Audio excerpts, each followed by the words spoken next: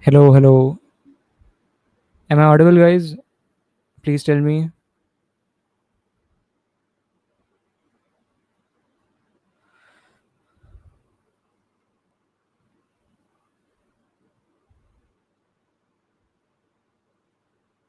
Hi, everyone. Am I audible? Please let me know. And then we will start. Okay, Satyam says yes. Thank you, Satyam. We will start now. Okay, so hi, everyone. Welcome to the PCD for today's CF contest, Div 1 and Div 2. Today, we will be having the PCD for the first four problems of Div 2, that is A to D. Before we begin, I will tell you about our courses at here at TLE Eliminators. So if you are someone who is stuck at solving just one or two problems per contest, then these courses are for you. Welcome to TLE Eliminators self-paced CP course designed to bring structure, clarity, and a serious skill boost to your preparation. We have broken down CP into four structured levels. So whether you are just starting out or already solving two or three problems in contest, this is a level for you. You will learn in the most relevant CP concepts through the recorded video lectures by experienced educators, followed by the problems, practice problems, which have guided hints, and also the video solutions, which can like help you. Right? They also focus on the why and not just the what, so you get actual intuition as well. We don't spoon feed; we help you build real intuition. If you are stuck somewhere, we can also provide doubt support. Our top rated mentors are instantly available to solve your doubts, whether it is a course problem or something on CF, LeetCode, or anywhere else. And beyond just learning, you can enjoy leaderboards, gamified progress tracking, internal contests, and PCDs like this one to stay motivated and consistent. Pick the level that fit your goals and start learning today. Okay, so let us begin now with our PCD. So today the problem A was jellyfish and tricolor pansy. Jellyfish and flower are playing a game called duel. Jellyfish has A hit points, while flower has B hit points. Hit points mean their life, like how much life they have left. Each of them has a knight. Jellyfish's knight has C hit points, so jellyfish knight has health point or hit points, while flower's knight has D health points. They will play a game in rounds until one of the players wins. For k equal to 1 to up to like infinity in this order, they will perform the following actions. If k is odd and jellyfish's knight is alive, then it can attack flower and reduce flower's health by 1. Or and yeah, if b less than equal to 0, then jellyfish wins. And it can also attack flower's knight and reduce d by 1, where d is flower's hit points. Okay. And if k is even and flower's knight is alive, then flower's knight can attack jellyfish and reduce the hit point by 1. Or flower's knight can attack jellyfish's knight and reduce c by 1, that is its knight's health by 1. Like, and if c less than equal to 0, then jellyfish's knight dies. As one of the smartest people in the world, you want to tell them who will win before the game. Assume both players play optimally. It can be proven that the game will never end in a draw. That is, one player has a strategy to end the game in a finite number of moves. Okay.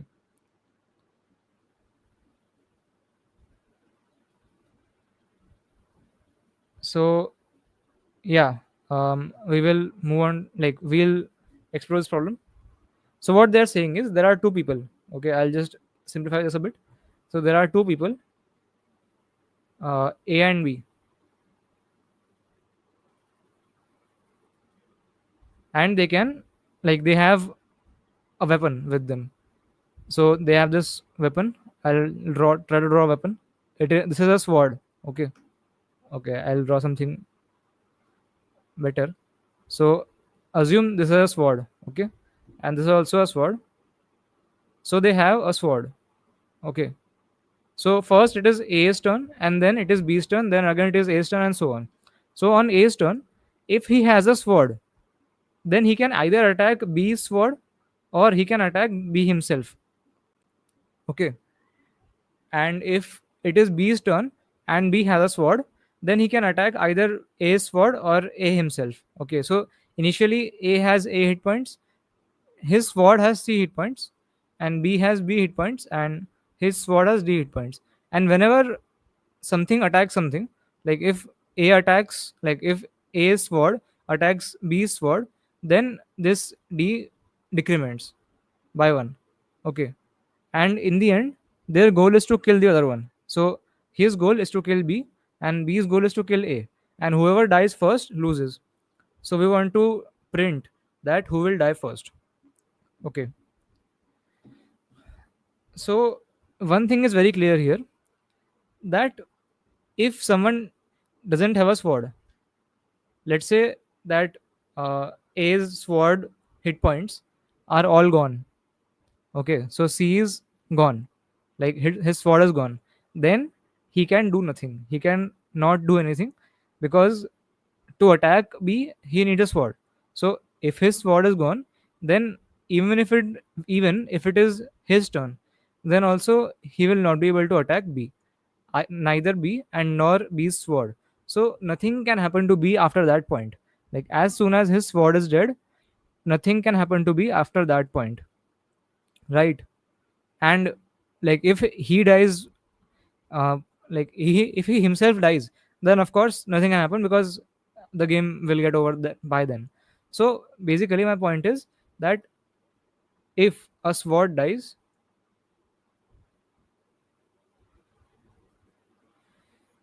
then the person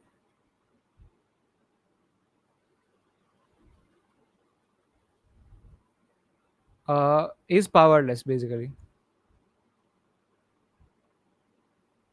So my point is that he cannot deal any more damage to the opposite person.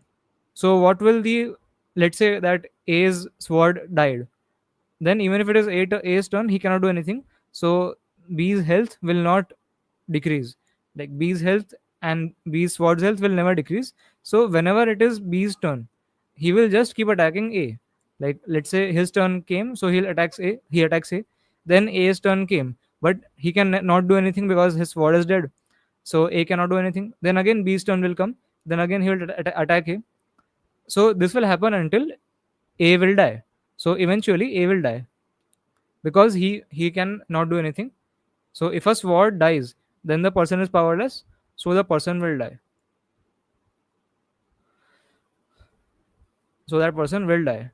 So definitely, if some if a sword is gone, then the person is gone. We can just assume that, right?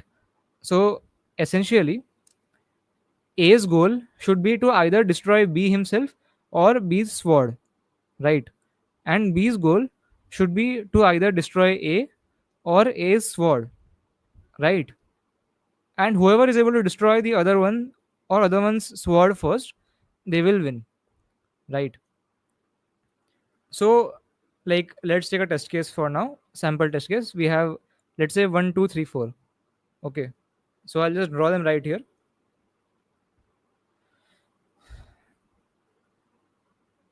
So this guy has 1 hit point, right? Then this guy has 2 hit points. This sword, A's sword, has 3 hit points, and this sword has 4 hit points. So it is first A's turn. So either A wants to destroy his sword, B's sword, or A wants to destroy B himself. So what will he do? Of course, he will try to destroy B, because that is much easier, because the hit points of B are lesser than the hit points of a sword. So he will try to attack B, and it will become 1. Then what will B do? B will also try to attack either this word or this person. But since the person's hit point is lower, he will definitely attack his person, and this becomes 0. So B wins, right? So we can see that this A will attack, like who will A attack? A will attack whatever the health is lower, like either B or B's sword, whose health is lower. So initially in this case, B's health was 2 and B's sword health was 4.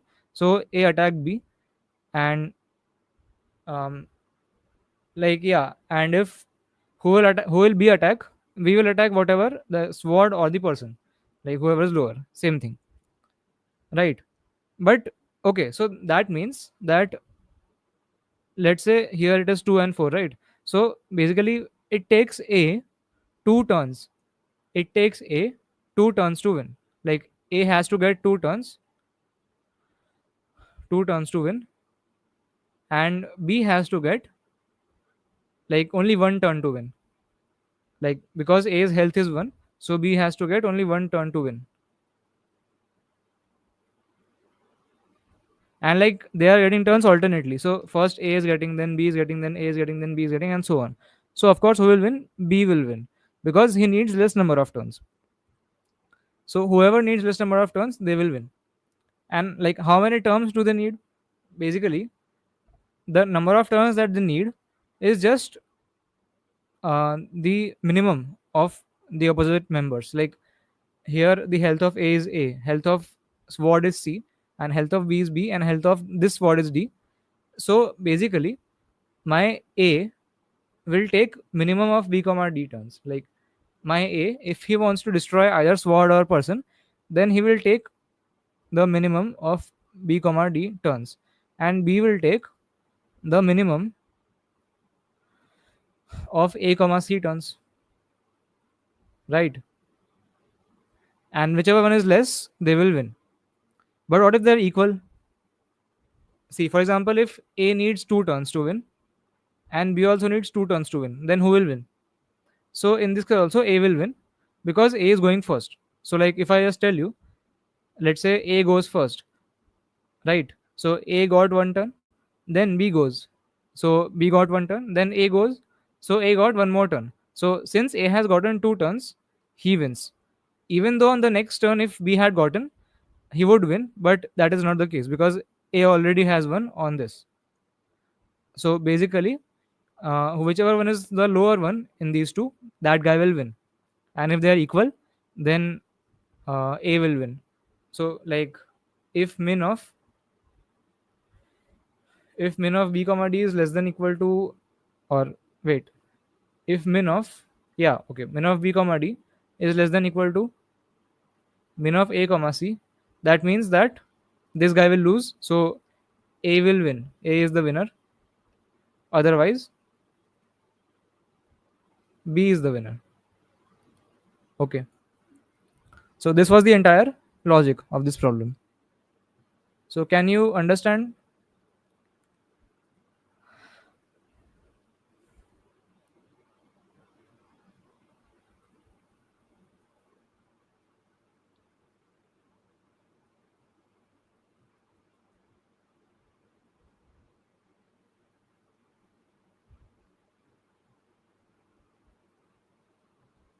Navneet, like I don't really understand why do you think so. I think it should be understandable.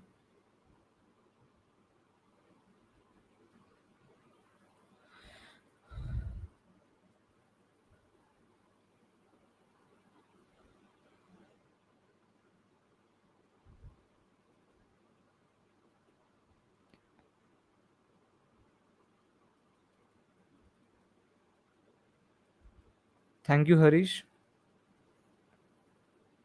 Okay, so yeah, I'll just show you the code first, and then we will move on to B. So we have uh wait, I think this should, there is some mistake here. Actually, I did not submit these codes because the testing is going on, so I cannot submit right now. Okay, and now I can submit apparently, but before the PC I could not submit. But yeah, uh, I think the condition should be reverse, right? Okay, no, it is correct.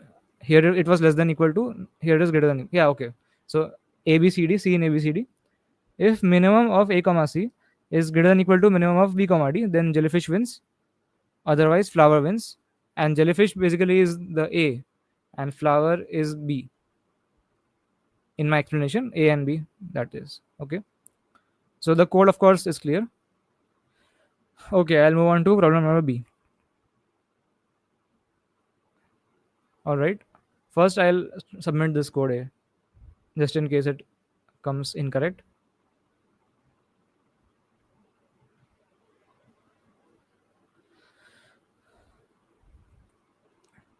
Okay, it passed.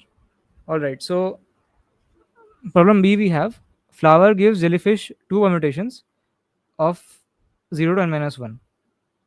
P naught P1 up to Pn minus 1 and Q naught Q1 up to Qn minus 1. Now jellyfish wants to calculate an array R0 R1 up to Rn minus 1 through the following method.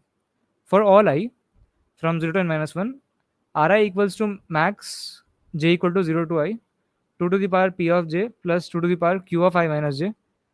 But since jellyfish is very lazy, you have to help her to figure out the elements of R, and you have to print them modulo this number. Okay, so this was very mathematical, to be honest. Like, some of you might not have gotten it, but I'll explain it. Okay, so we have this problem number B. uh Wait, yeah, so we have this problem number B, and in this one we have been given two permutations of 0 to n minus 1, like p0 up to pn minus 1 and like q0 up to qn minus 1. So for example, I'll just take samples. Let's say we have 0 to 1 and 1 to 0. uh, p is given to be 0 to 1 and q is given to be 1 2 and 0. So in general we have been given two permutations p and q, and a permutation means that basically a sequence of numbers from 0 to n minus 1 which can be rearranged in any order. Like, all the elements occur in that p and q, but in some order. In any order they can occur. Okay. So here we have sample test case 0 to 1 and 1 to 0. And we want to make another array R. R, okay, where Ri is basically the maximum value of 2 to the power pj plus 2 to the power q of I minus j. So like, if we can iterate this j from 0 to I, and whatever is the maximum value of this term, we have to print that. Like, we have to choose it as Ri, right? So in this case, let's see what it will be, just to understand the problem a little bit. Like, let us just understand it. uh, our formula for R was given to be like 2 to the power p of I minus j plus 2 to the power q of j. It might be reversed also, like, doesn't matter actually, because okay, I'll just write p of j and q of I minus j. Okay, so let's say we want to calculate um, like R of 0 or something. Wait. Okay, so let's say we want to calculate R of 0. Okay, I'll just index this thing 0 1 and 2, right? This is I and this is p of I, pi and qi. So let's say we want to calculate this R of 0, right? So I equal to 0 basically, and we can take any j from 0 to 0. So basically j also 0. So R of 0 is just 2 to the power p0 plus 2 to the power q0. So that is 2 to the power 0 plus 2 to the power 1, which is 3, right? Then let's say we have R1. So in R1, we are allowed to take j equal to 0 or 1. So either we are allowed to take 2 to the power p of 0 plus 2 to the power q of 1 minus 0, or we can take 2 to the power p of 1 plus 2 to the power q of 1 minus 1, which is q of 0. So basically, since my R is 1, in this formula I can take, sorry, since my I is 1, in this formula I can take my j as anything from 0 to 1, like either 0 or 1. So if I take j as 0, I will get this value, and if I get j as 1, I'll get this value, right? So what is this value? 2 to the power p of 0 is just 1 plus 2 to the power q of 1, which is 2, so which is 4. So you get 5, and this value is what? This value is 2 to the power 2, which is 4, plus 2 to the power q of 0, which is 1. So 2 to the power 1, which is 2, so 6. So your r of 1 will be 6, the maximum one, right? And similarly in r of 2 either you can take 0 2, like if you take j equal to 0, then you can take p0 and q2, or you can take p1 and q1, or you can take p2 and q0, right? So if you take this one, I'll just do it quickly, like it will give 2. If you take this one, it will be like 8, and if you take this one, it will be 4. So of course you will take 8. So here r0 will be 3, r1 will be 6, and r2 will be 8. So our answer is just 3, 6, and 8, right? So the answer is 3, 6, 8. So I think the question should be clear now, that what can you do?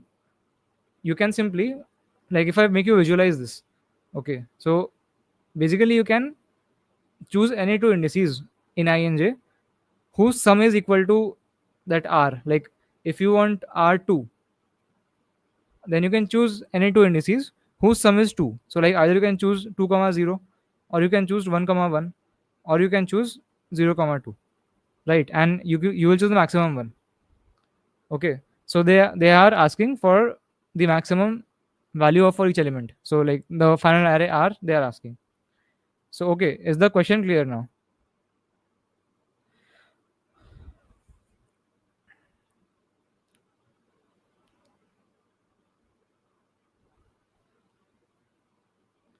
Is the question clear? Just tell me. Like okay, so what we can actually do, let's see. Like first of all, you have to notice one thing about the powers of 2.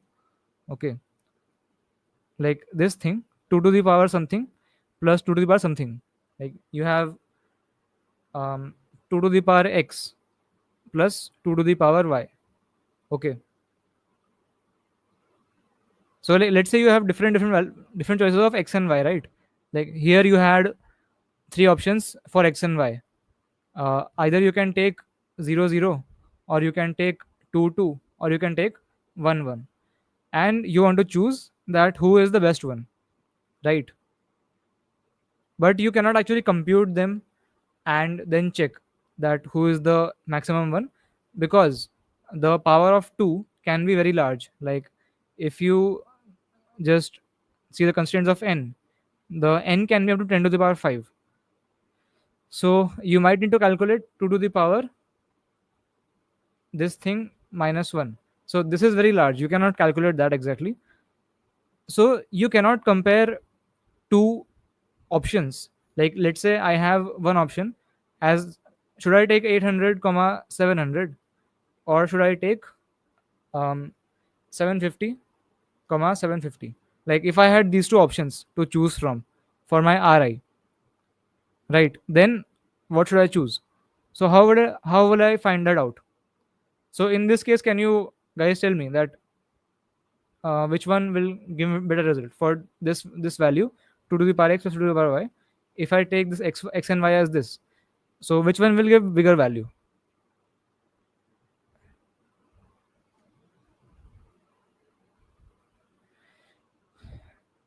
Himanshu is saying 800 700. Yes, correct. Arush is saying 800 वाला सही है.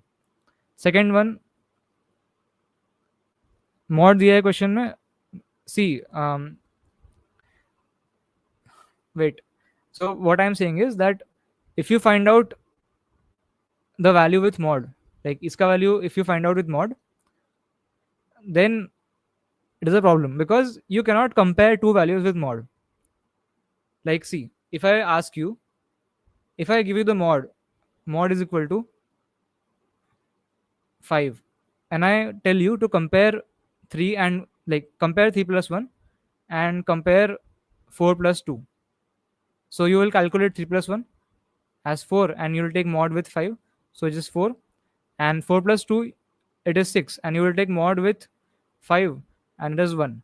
So out of 4 and 1 you have like taken them with mod. So out of 4 and 1 you will say that this 4 is larger, that's why 3 plus 1 is larger, but in reality this 4 plus 2 is larger.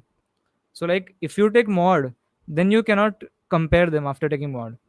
Like if you find this out modular something, then you cannot really compare those numbers. Okay.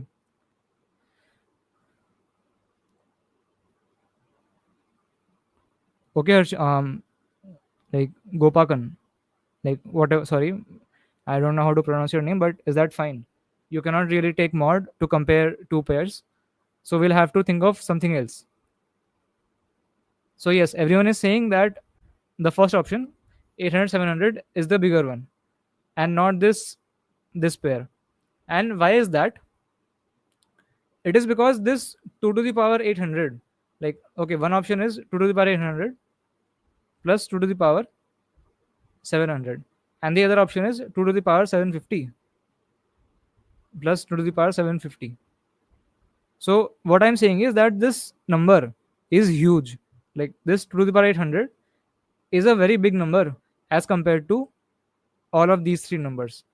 Like basically this 2 to the power 800 is like approximately 10 to the power 15 times larger than this 2 to the power 750.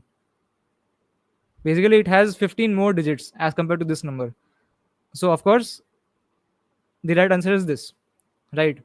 And in general, also, I can say that let's say you have 3 comma 4 and you have one more option 2 comma 2 comma 4, let's say, then of course it is the thing. Okay, let's say you have 3 comma 5 and let's say you have 4 comma 4, right? So in this case also, in this case as well, this 3 comma 5 one is the bigger one. Okay, and why is that? Like, can I formally prove that, you ask? Yes, we can prove that, because see, if you have like two options, see, if you want to look at the formal proof, then you can hear to this, and if you don't, then you can just not hear this, right? Because it is going to be a bit tougher than what we are discussing. But okay, so in general, my claim is that if you want to compare these two pairs, if you want to compare two pairs, then you can just see that whichever one is bigger. Like out of these two pairs, we have a 5 here as the bigger element and 4 here is the bigger element. So since 5 is greater than 4, I can say that this pair is better than this pair.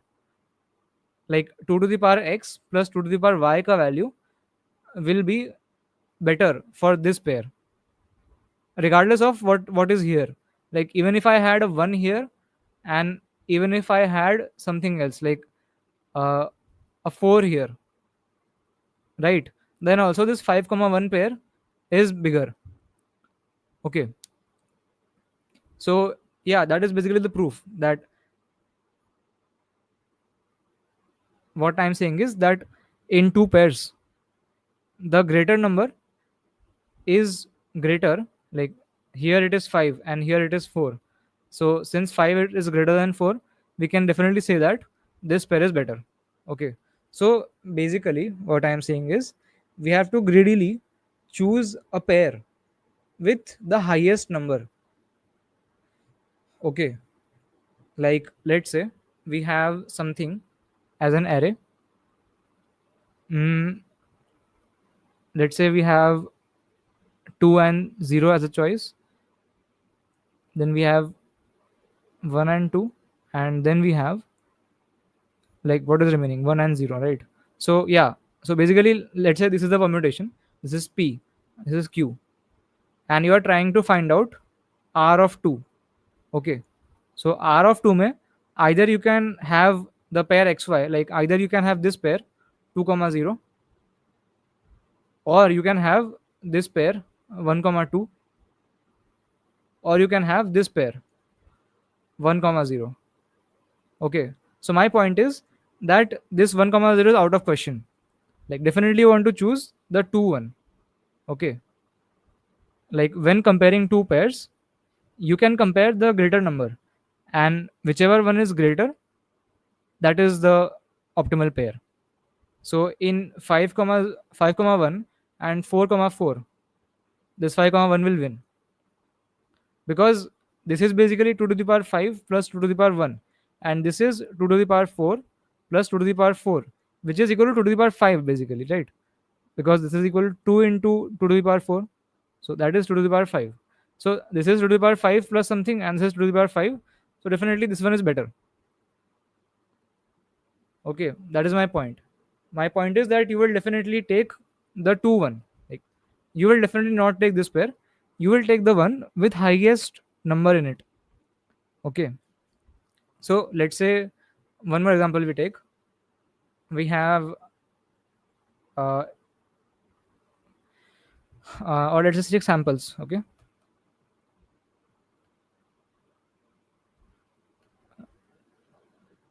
hmm, what should we do?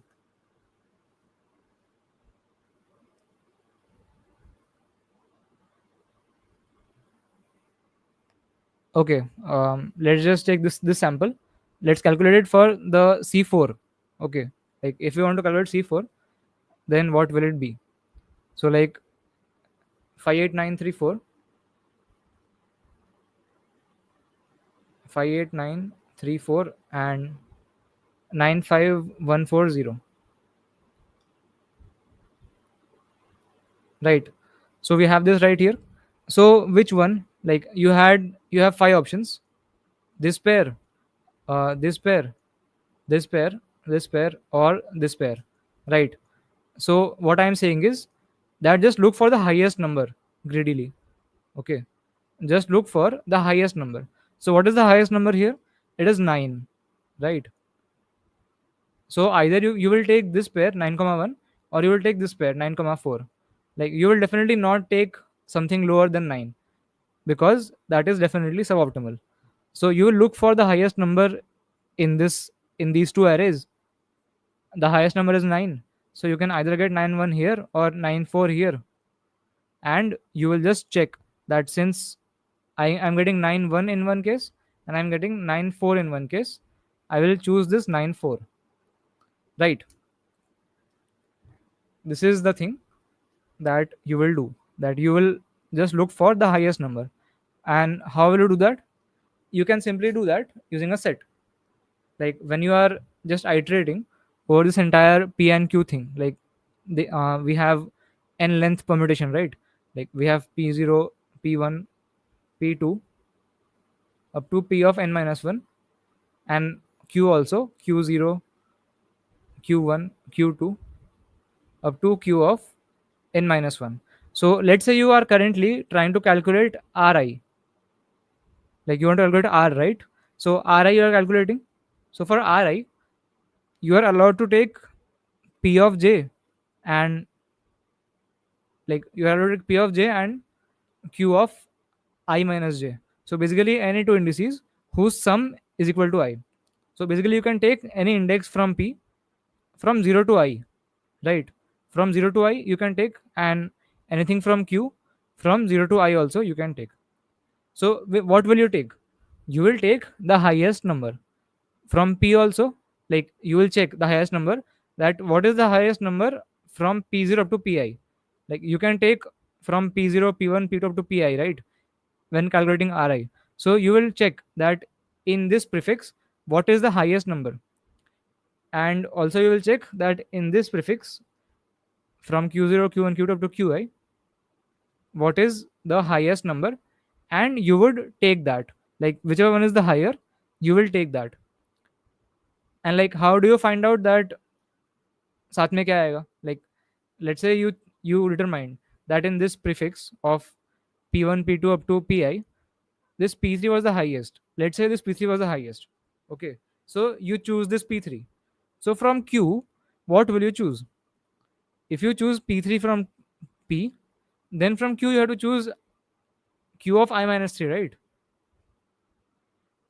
q of I minus 3, because you want sum to be I. When you are Ri, you want sum to be I. So p3 and q of I minus 3, you will take, like, if p3 is the maximum, and let's say you determine that q0 is the maximum, then you will also check for q0 and p of I. Like, if I give an example, for example, if you want to find out r5, then you will check that from p0 p1 up to p5, what is the maximum. Then let's say the maximum is p1. Then since you want sum to be 5, you will take q4 with p1. So first you will take p1 and then you will take q4. So this is your one pair, one of your possible pairs. And another possible pair is that you take q0 q1 up to q5. So from here you take the maximum, and the corresponding one you will take from p. So you will compare these two, and whatever one is the higher, the bigger one, you will just add it to your answer. Like, you will just print that as your answer. So if I and yeah, that is pretty much it. So to implement this, you will also have to keep that for each position, or for each number, what is its position. Like, because what I am doing is I am just keeping a set of numbers. Like, I am just keeping two sets. One is for p, like p set. One is q set. So what I am doing is, when I am iterating from 0 to I, like when I am at ri, at that point, my p set contains all from p0 to pi. So, like, when I reach I will insert pi into my set, and whatever is the highest element in this set, I will take that, and also I'll take the element from q, like whichever one is the paired element. Like, with p3 we have q of I minus 3. So for that I would have to know na ki this p3, this highest value, occurs at 3. So I'll also store that what is the position of all the elements. So if this p3 is the highest, I will know that it occurs at 3. So I will take q of I minus 3. So this 3 I will get from the position array. So the same thing I'll do for q set, and I'll take the maximum one. So is it clear? Yes. Like, I can't see your name here, but yes, whatever you are saying is correct. We just have to keep track of the highest number among P and Q up to the ith index. Like, the highest in P and the highest in Q as well. Aaron is saying 2 to the power 0 plus 2 to the power 1 up to the power n minus 1 is greater than 2 to the power n. Yes, that is correct, but that is not relevant here. Something that is relevant here is that 2 to the power x plus 2 to the power x is still less than 2 to the power y to the power x plus 1 plus 2 to the power 0. Like, this is the worst case for x plus 1 and the best case for x, and even then it is smaller. We can use prefix array. Yes, that is true. We can just use prefix maximum array, and yeah, you can uh, yeah, you can store prefix array and also the maximum index. How do we handle duplicates? There are no duplicates because it is a permutation. Like, there are no duplicates in p and q, and like, if you have the same element in both p and q, like here in this case also you had the same element in both p and q, like here also you had 9 and here also you had 9. So you just take the whichever one has the higher second element. Like, this 9 and 4 are there, and this 9 and 1 are there, so you will take 9 and 4. Okay. Okay, Chirag. Sorry. Okay, Devansh.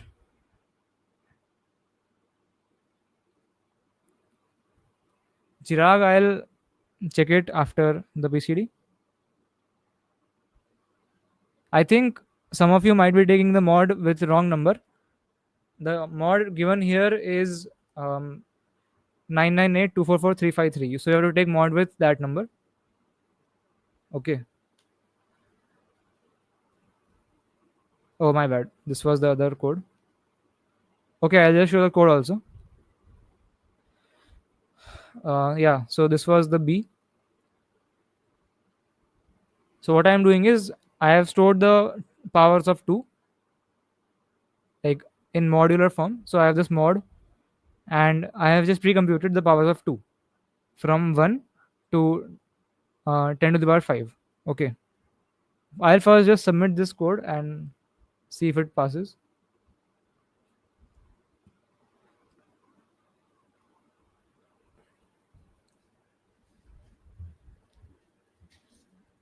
Okay, it is passing. Nice.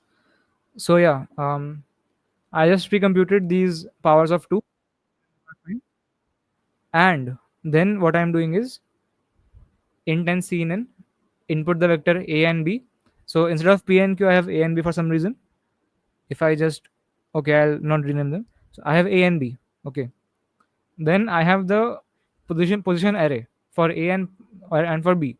So pos a of I, basically pos a of I will store the position of element I. Okay, in array A.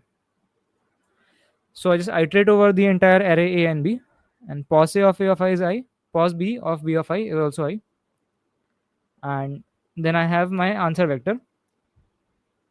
Okay, and I also have the sets. Instead of set, you can use prefix minimum. Like, yeah, actually, I'll just do that. I'll just do that. Okay, so LLPA and PB, you have 0 and PB is equal to B of 0. So PA and PB are the prefix maximums. Okay, and what I will do is PA is equal to max of PA comma A of I, and PB is equal to max of PB comma um, B of I, right? And yeah, instead of X and Y, I have PA and PB here. Cool. So yeah, what we can do is that we can store the prefix maximum up to the ith index. Like from 0 to I am storing that what element is the maximum in the A array and also in the B array. Okay. Then what I'm doing is I have two options. Either I can take the maximum value of A, like I can take the maximum value from A and the element from, like, whichever one is the paired element from B. So if I take PA, so my pair, that is my X and Y, would be PA and B of I minus index of PA, right? Like here we were taking, like if we were taking P3, then we would have to take Q of I minus 3. So here if I am taking PA, then I would have to take from B as I minus index of BA.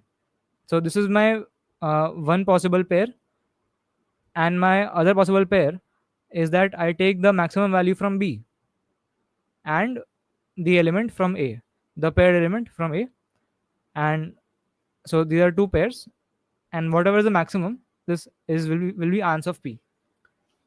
So ans P is equal to max of P1 P2, and like in C++, this max function first checks the first element. Like if you want to compare two pairs, then it will first check the first element of P1 and P2, and if they're unequal, then it will compare with that, and if they're equal, then it will go second element, and whichever is greater, it will return that. So max of P1 P2, and yeah, we will take that in our answer. So answer dot pushback PO answer dot first, answer dot second with mod. Okay, and for int I, and yeah, then I just print the answer vector. All right, so I hope it is clear.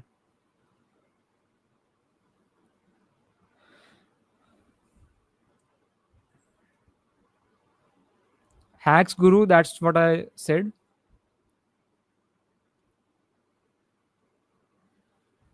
Chirag, I will reply to that in DMs. Don't worry. Because if I try to debug someone else's code right now, it will take so much time. Why am I computing the powers of 2? Because I'll have to use them. Like, my final answer is 2 to the power x plus 2 to the power y, right? My final answer is 2 to the power x plus 2 to the power y. So I need the powers of 2. So, like, every time if you try to compute them, then, like, okay, if you use bin power, like the log n method, then it will not give TLE. But if you just try to multiply 2, like to calculate 2 to the power x, if you try to multiply 2 x times, then it will give TLE.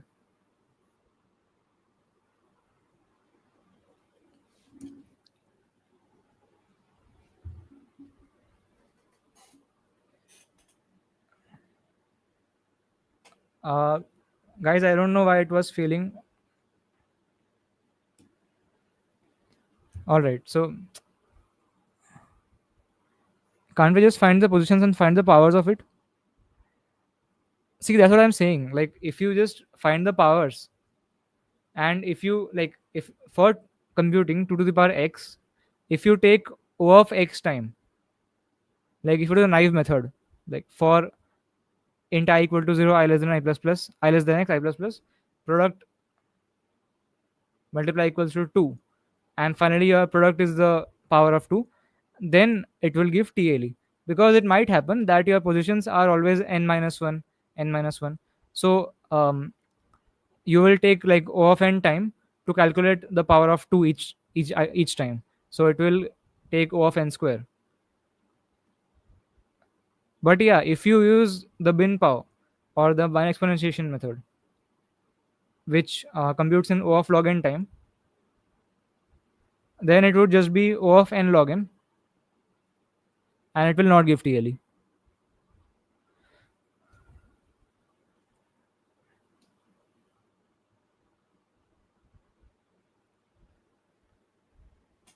Guys, are you using the correct mod? Like, is your mod correct? This 998244353. Make sure that you are not using 10 to the power 9 plus 7.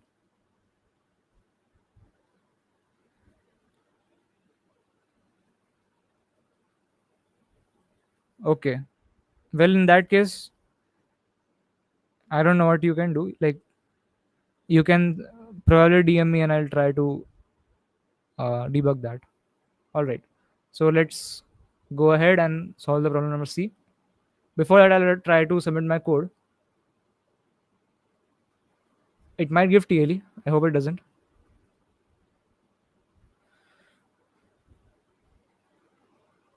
Okay, wrong answer on test 1.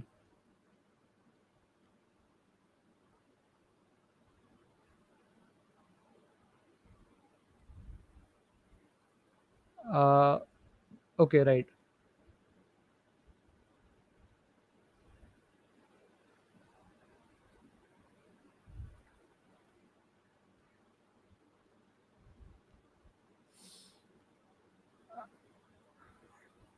This was the bug.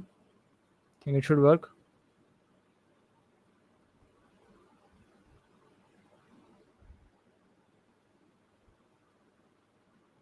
Compilation error, very good. Why am I making a fool of myself, guys, on stream?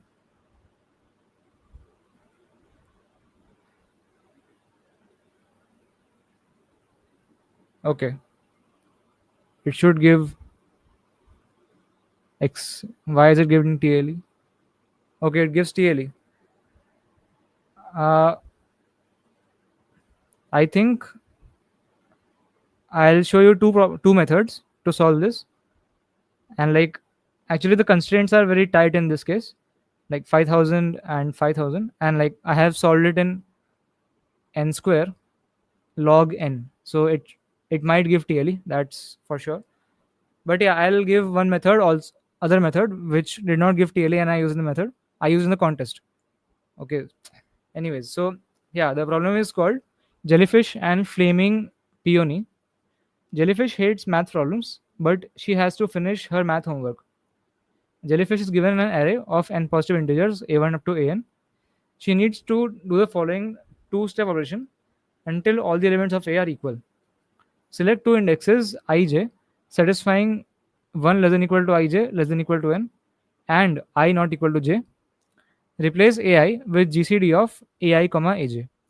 Now jellyfish asks you for the minimum number of operations to achieve her goal. It can be proven that jellyfish can always achieve her goal. Okay, so what we want to do is we have been given an array.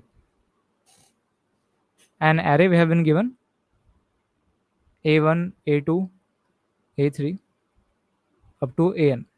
Okay, and what we can do is we can select two indices I and j, and we can replace ai with gcd of ai comma aj. Okay, so basically you can take any element and take the gcd with the other element. Okay, so we have to determine the minimum number of moves. Minimum number of moves to make all elements equal. Okay, so for example, we have in this sample we have 12, 20 and 30.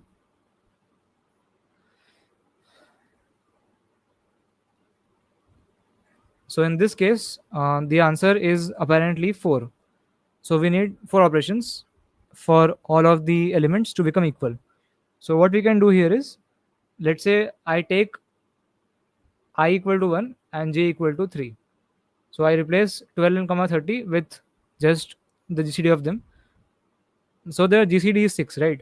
So I replace 6 here, 6, 20 and 30. Okay, and then I choose these two indices, like this is I and this is j. So I replace 6 with the GCD of 20 and 6, and that GCD is 2, right? And 20 and 30. And then I can simply just take these two, like this is I, this is j. So I'll replace 20 and 2, like 20 with the GCD of 20 and 2. So that is 2 and 2. And again I'll replace these, like maybe these two. So the GCD of 2 and 30 is also 2. So I have done this in 4 operations, 1, 2, 3 and 4. The answer is 4. And like we can prove that it cannot be done in lesser number of operations. That's for sure. And let's say in this second test case, we have this 1 right here, right? We have a 1 right here. So that means that we can simply take the GCD of all the elements with 1. Okay, so I can take GCD of 9 with 1, of this 9 with this one, and this 8 with this one, and all of them will be 1, right? So I can simply place a 1 at all of these indices, this and this. So I can do it in 3 moves. And for this third test case, you can, okay, this third test case we can solve also. So here we can take the GCD of 6 and 14. We have 6, 14, 15, right? 6 and 14 is 2.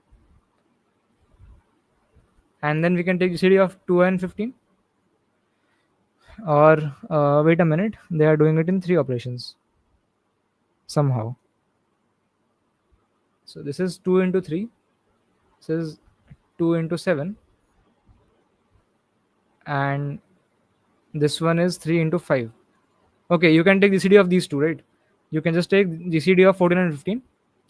So like just replace 15 with GCD of 14, 15. So it will be 1, right? And now you can just take 14 and 1 ka GCD and it will be 1. And you can take 6 and 1 GCD it will be 1. So the answer is 3 operations. Okay. So the question is clear, I guess.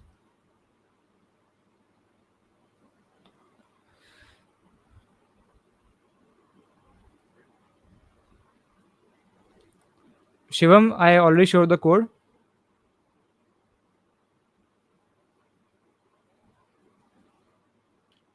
Okay, Devansh is saying TLE I used int. Okay, let's try that also. So I'll define LL as int.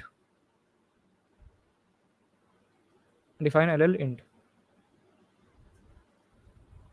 Okay. I hope something this infinity also I will change to int max.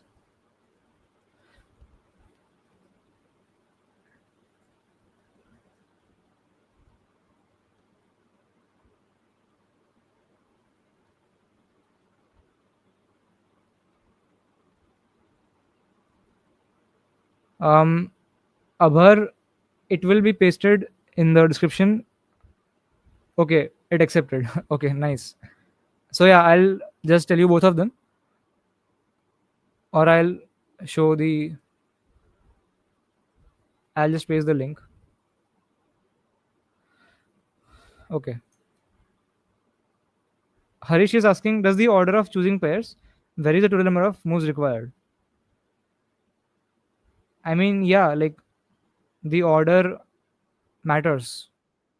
If you do something in different orders, then things will be different. Okay.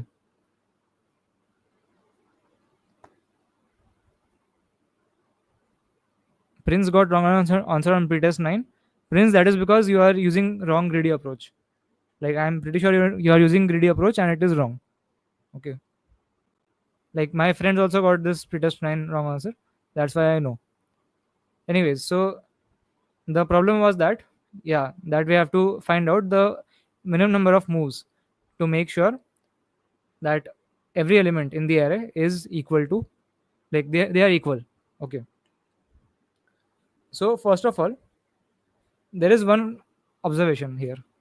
Okay. One observation here is that, let's say you have this array a1, or let's say just I have this sample right here, 12 20 12 20 and 30. So what I'm saying is that whatever you do, like finally you will have to make these numbers equal, right? They have to be equal to each other. And my claim is that they will definitely be equal to GCD of them. Like whatever is the GCD of the entire array. So this is 2, right? So the final value of all the elements will definitely be 2. Okay.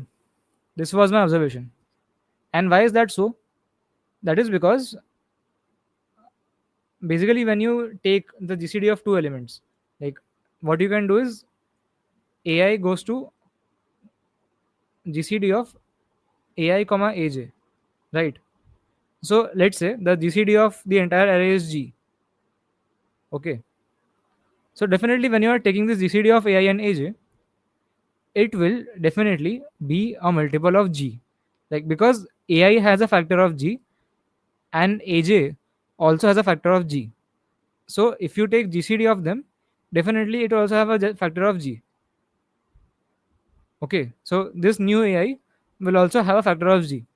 So basically if all numbers have a factor of G, then it cannot be eliminated. Okay. So it will always be there till the end. So in the end, all you can do is that the number will be a GCD. Like you can make all the numbers equal to the GCD of that. Okay. So is this clear? Like for example, in this case, we made all these three numbers into two, and for the other two cases, we made them one.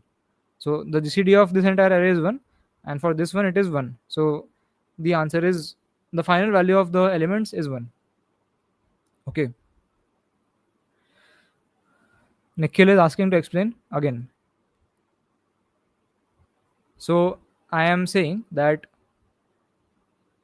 we have an array called A1, A2 up to AN, and we need to find out the GCD, like where we need to make them all equal using the operation of AI goes to GCD of AI and AJ. Okay, so let's say that the GCD of this entire array, like the entire array GCD is, let's say it is G. Okay, so what does that mean? That means that all of these numbers have a factor of G, right? So definitely if I do GCD of AI comma AJ, so AI has a factor of G and AJ also has a factor of G. So that means that the GCD of these two numbers will also have a factor of G, right? So whatever I set the new number to AI, this new AI will also have a factor of G. So whatever operations you make, you will never be able to get rid of this G. You cannot get rid of this G because it is always there. So finally your answer would be GGG only. Okay.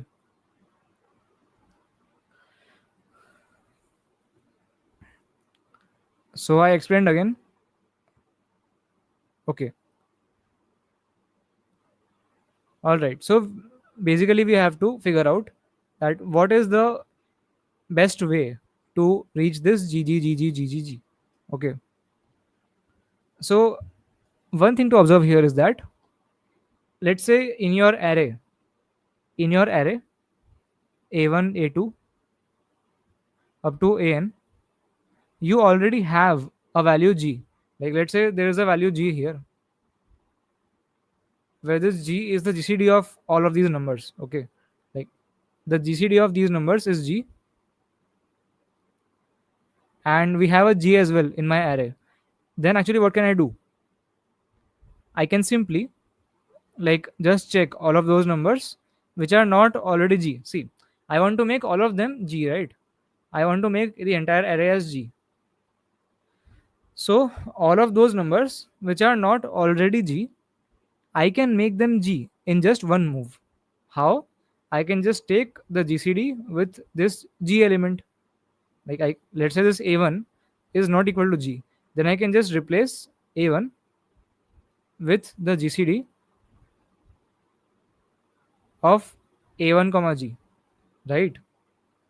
So if initially our array contains the element G already, then our answer is just n minus count, n minus count, where this count is equal to number of occurrences of G. Okay, so this should be clear that if I already have in my array the GCD, then I can just make all the other elements equal to that GCD in just n minus count operations, like one operation for each element. And of course, we cannot get lower than that. That is the best we can do. Okay. So is it clear?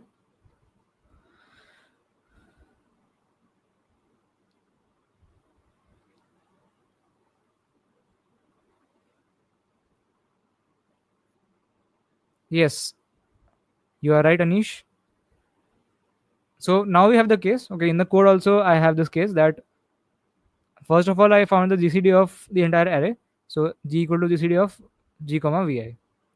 And finally, if I'm just counting the number of occurrences of G in my V array, and if it is positive, if it is non-zero, then I just see out n minus count and return. Right. Now otherwise is the like tougher case. So what we can do? Like what we can just do is, like if we don't have a G in our array already, then what we can do is we can try to make G in our array, and then we can use it to make all the other elements as G. Like for example, we had here in the third test case, we had this test case like 6, 14, and 15. So since the GCD of this is 1, g is equal to 1 here, and we don't have 1 anywhere in the entire array. So what we have to do is that we have to basically find out the, like, we have to make this one in our array. Okay, so first we'll make this one at some index, and then we will use that one to just sort the other indexes. So for example, um, if I just make this index as 1, and how will I do that? I can just do that by taking the GCD with 14. So if I just take a3, a3 goes to GCD of a2 comma a3, so it will become 6, 14, and 1. So now 1 has appeared, right? And then what we can do is we can just use this one. So this will take n minus 1 operations, because this one is already 1. Like, out of the n numbers that we have, this is already 1, and all the others are not 1. So we have to do n minus 1 operations to do that. Okay, so n minus 1 plus whatever it took us to get this one. Okay, so basically our problem now boils down to finding this thing right here, that uh, in how many, like, in what fewest number of moves can I reach the one. Okay, so let's say, for example, we have a test case where we have, like, let's say we have 6, 10, 15. Okay, okay, let's say we have 6, 10, and 15. So here, if I take this 6 and I take GCD, okay, so first of all, GCD of these all of these numbers is 1. G is equal to 1. Okay, but I cannot really take any pair of numbers and their GCD would be 1. Like, these GCD is 2, these GCD is 5, and these GCD is 3. So I cannot take any pair of numbers whose GCD would be 1. Okay, so what I'm doing is, like, I'll have to take three numbers. Like, I'll have, let's say I want to convert this 6 into a 1, then I have to first do it with 10 also. So if I do it with 10, it will become 2 comma 10 comma 15, and then I'll do it with 15, so it will become 1 comma 10 comma 15, and now we have one right here. So my point is, like, the entire example's point is that not always can you get this GCD equal to, like, not always can you get this G in just one move. You cannot always get G in one move. You might take more than one move as well. So in this example, you have taken, like, two moves to get one, and then you will take two more moves to fix these 10 and 15. So the final answer is basically 4 for this test case. Okay, so now the question is that how do you find out that how to reach the GCD? Okay, so essentially what you are doing, essentially, just hear me out, guys. You have A1, you have A2, and you have up to AN. So what you are doing is you are choosing an AI. Okay, you are choosing an AI, and then you are doing some operations with AI. So first you are doing AI goes to GCD of AI comma AJ. Then you are, let's say, AJ1, the first operation. Then you are doing AI equal to GCD of AI comma AJ2, and so on. Like, you are doing this with some J1, J2 until you get AI is equal to G, right? So my entire point is that finally your AI is essentially, like, let's say you used K operations. If you use K operations to make AI as 1 or G basically. So, like, first of all, you did GCD with A of J1. So, like, here I first did GCD with 15, right? Or sorry, with 10, and then I did with 15. With 15, I did. So I have two operations. So here, let's say I have k operations. So first I'll take GCD with a of j1, then I'll take GCD with a of j2 and up to a of jk. So finally, instead of my AI, instead of my AI, I have the GCD of AI, a of j1, a of j2 up to a of jk. Like this AI has been changed to GCD of AI AJ1, AJ2 up to AJK, and we want this that it should be equal to G. So basically, we have to find the least number of indices such that this GCD become equal to G. Or essentially, we need to find, yeah, that's what we need to find. Like basically, that's my point. That we need to find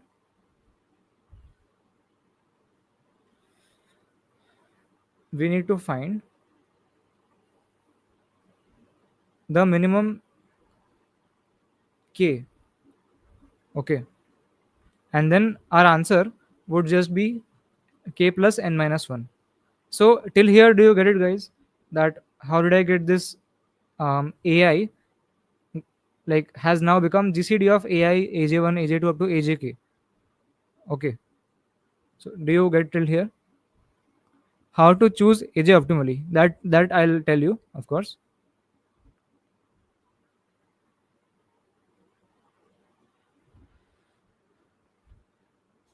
Okay. So here it is clear. If any doubt, then they can ask. You can ask right now.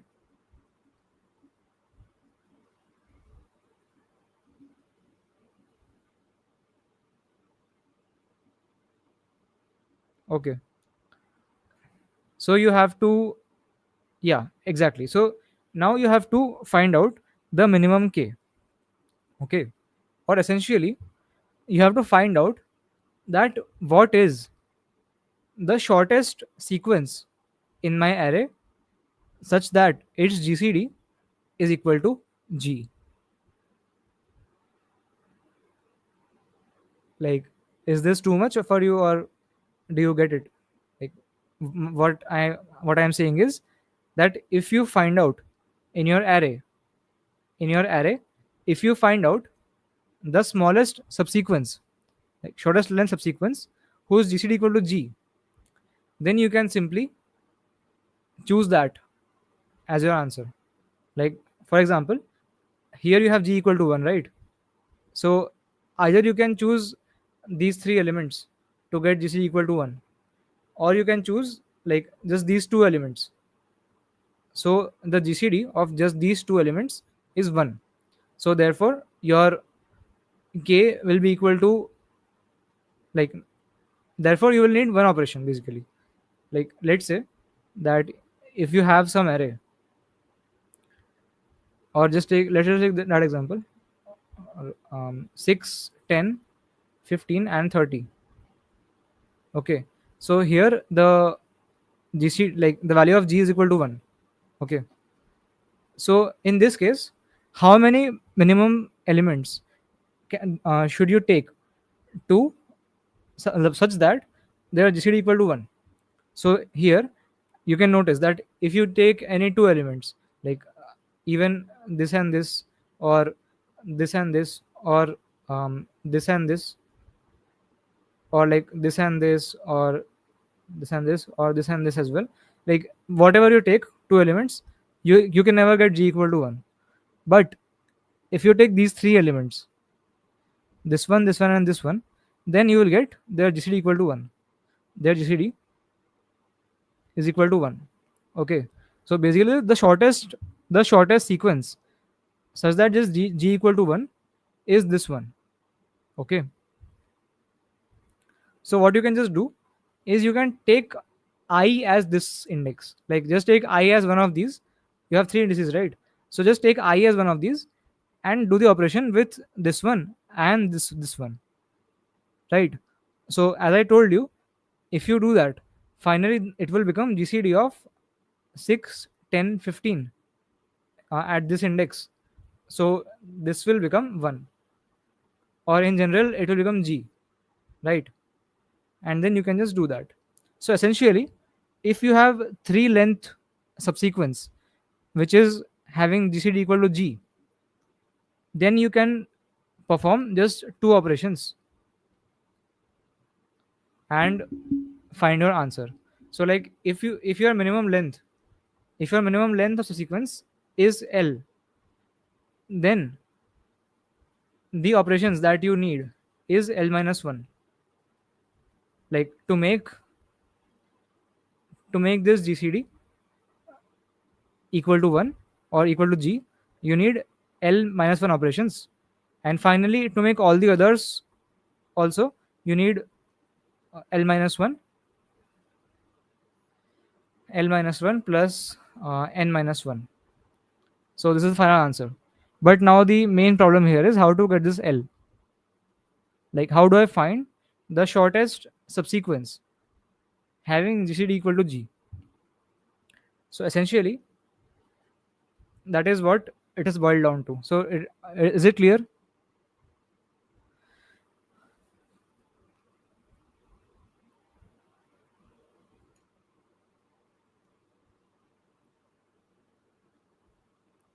Simple human, are you asking that when I am like simple human, are you asking that if I make one element as G and all of the others using that, then why they're optimal? Like, why can't we do something else? Are you asking that?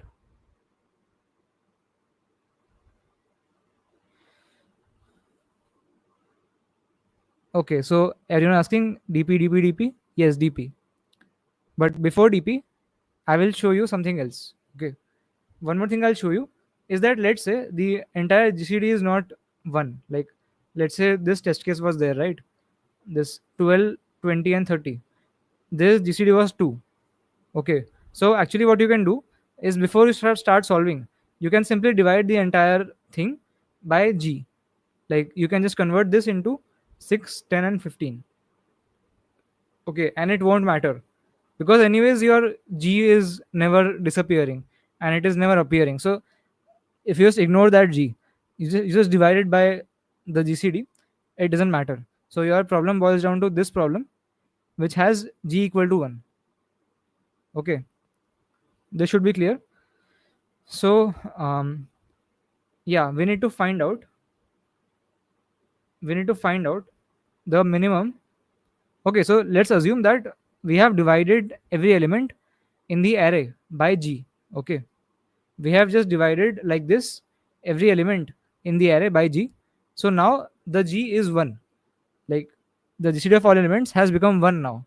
Okay, so now basically our problem becomes that minimum length subsequence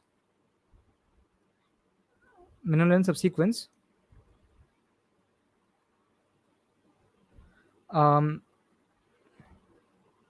to get GCD equal to 1. GCD equal to 1. Okay, so how do we do this? We first Google it. Like, this seems like a standard problem, so let's Google it. So that's what I did in the contest. I Google, like, Google is allowed, right? Google is allowed in contest. If you don't know, actually in just CF contest, Google is allowed. Okay, like if you just look at the rules, it is allowed. So I just did it. The minimum length subsequence having unit GCD. Okay, and the top result, you get this GFG article which solves the exact problem that we want. Minimum length of subsequence having unit GCD of an array. So I just scroll to the bottom, and you have this right here, whose TC is O of n square, and space is 2 to the power k, where k is the number of factors of the array elements. So since the number of factors is pretty small, since the elements are up to 5,000 only, I can use this. And since the n is up to 5,000, I can do O of n square. That is fine. So I just copied this code from here, this function right here, this function, and also this helper function. I copied this, and also this function. Like, I copied the entire thing, and then I called this function to get the minimum length, and I printed the minimum length. So as you can see, I'll just show my code that I did in contest. Actually, using GFG code is very bad idea because many times they are wrong. Like in the previous div one, a code was wrong, and that's why I got wrong submission. So, but here I did the same thing. I took a risk, and yeah, I just pasted this GFG code right here. And in my main function, I have lln scene n vector int a of n scene a of I g equal to 0 gcd g of ai. I find g, and then I divide every element by g, and then I get the minimum length. Okay, and also I just check that if an is not equal to 1, so like an is okay, so if an is 1, that means there is an element equal to 1 also. So in that case, the answer would be n minus the number of elements which are 1. So this count stores the elements greater than 1. So the answer is count. And otherwise, the answer is count minus 1 plus an minus 1, as I told you. L minus 1 plus n minus 1. Okay. And how do we actually solve this? Like this entire thing, I don't know. Like this one solution, I don't know. Like I don't know how to solve this. And you can just read this article to figure it out. And like I'll also read this for you after this PCD. So if you have any doubts, then you can ask in the comment sections. And but like I could not do that because the PCD was scheduled just after the contest. Okay, so this is one solution that I have for you guys, and another one I have using BFS and graphs, and that I know the entire solution.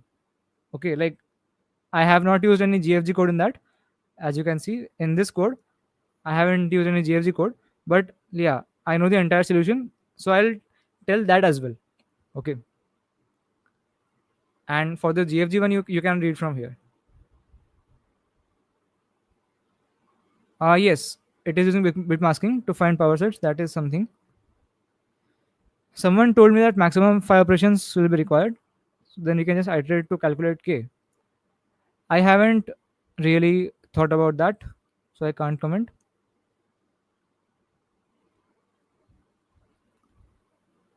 Okay, so yeah, this was the first approach of this problem that we could do. Okay, now one more approach here was that I'll tell you. One more approach, we have A1, A2, A3 up to AN. Now, in this approach also, what I am doing is I am just like reducing every element, like sorry, reducing one element, reducing one of the elements to G. Okay, and then using that to reduce all the other elements to G as well. Okay, but I just need to figure out that what is the least operations to do to reduce this to G. Okay, so for that I kind of use DP. Okay, so how did I get the intuition? Like for that I will tell you something. Okay, let's say you have kind of array. Like let's say you have this array 6, 10, 15, 30. Like you have this array 6, 10, 15, and 30. And since the AI is very low here, AI is up to 5,000 only, you can actually use this method. Like if the AI was up to 10 to the power 9 or something, then only method is this one. Okay, but yeah, if here AI is up to 5,000, so you can use this method also. So what I'm saying is, see, let's say you have this array. Okay, so what I am storing is in my state, I am storing that dp of I is the minimum number of operations to get I. Okay, like to get I as any element in my entire array. Like minimum operations to get I anywhere in my array. So for example, my dp of 6 will be 0 because I already have this 6. My dp of 10, my dp of 15, and my dp of 30, all four will be equal to 0 because I already have them in my array. So I don't need any operations to get them. Okay. Then let's say, for example, my dp of 2 is equal to 1. Why 1? Because I can simply perform the operation with 6 and 10. Okay. So I'll get 2 out of it. So one operation and I get dp of 2. Right? Then similarly, my dp of 5 is also 1, and my dp of 15 also 1, and so on. You can just check. So essentially what we can actually do is that we can kind of use a bfs approach. Like what I'm saying is, let's say we know already that the minimum operations to reach these numbers is 0, right? Like we can reach these numbers using 0 operations. Okay, so now if I do one more operation using these numbers, like let's say I took any of these numbers and I operated them with this or this or this or this. So let's say I did that. So in that case, I can get more values. Like let's say I took this 6 and I did GCD of 6 with 6. Okay, then I will get 6. But already 6 answer is 0, so I don't care. Then if I take this 6 and if I take GCD with 10, then it is 2.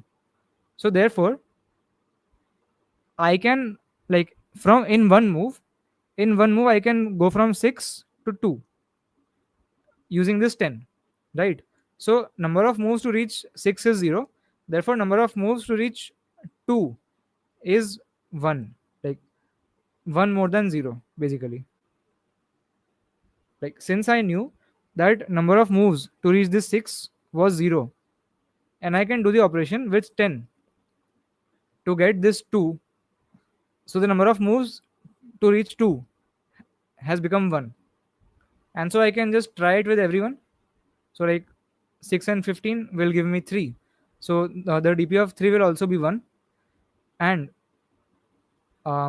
6 with 30 will give me 6, so I don't care about that because I already have 6 as 0. So now I know that I can make 2 and 3 using this one move, so I'll push them in my queue. dp of 2 is also 1 and dp of 3 is also 1. So kind of what I'm doing is a multi-source bfs to find out the shortest path from any of these nodes to G. Like in the end, we will have to get the dp of G. Okay, and our answer would just be n minus 1 plus dp of G. Okay,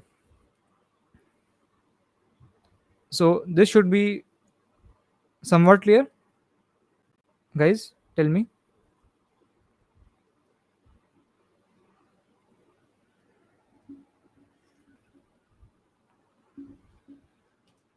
Where I learned this type of BFS? Raghav, do you mean multi-source BFS?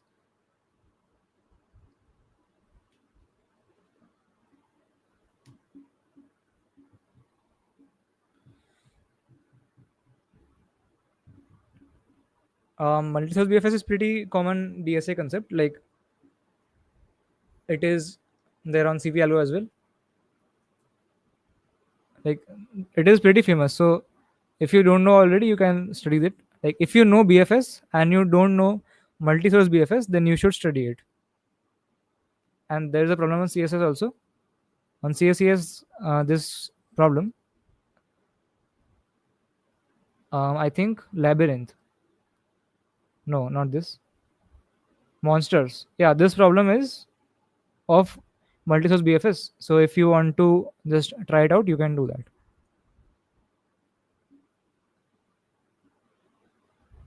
Okay, in that case, you would learn it after some time.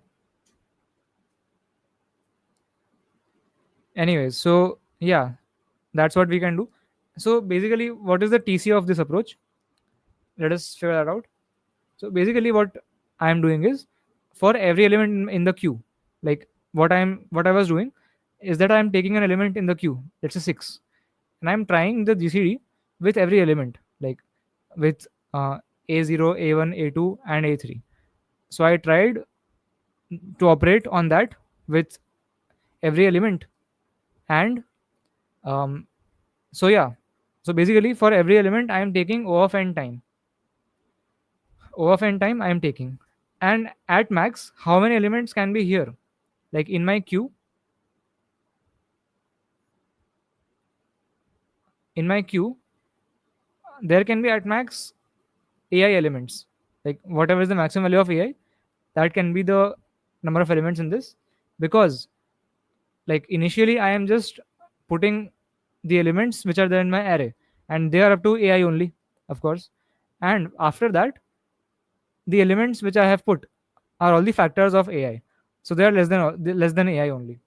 So basically, I am only caring about the numbers which are less than equal to this 5,000. So basically, O of n per element of the queue, and there are O of AI elements in the queue. So this is basically O of n into AI. But also we have the GCD function. So the GCD function will take log AI time.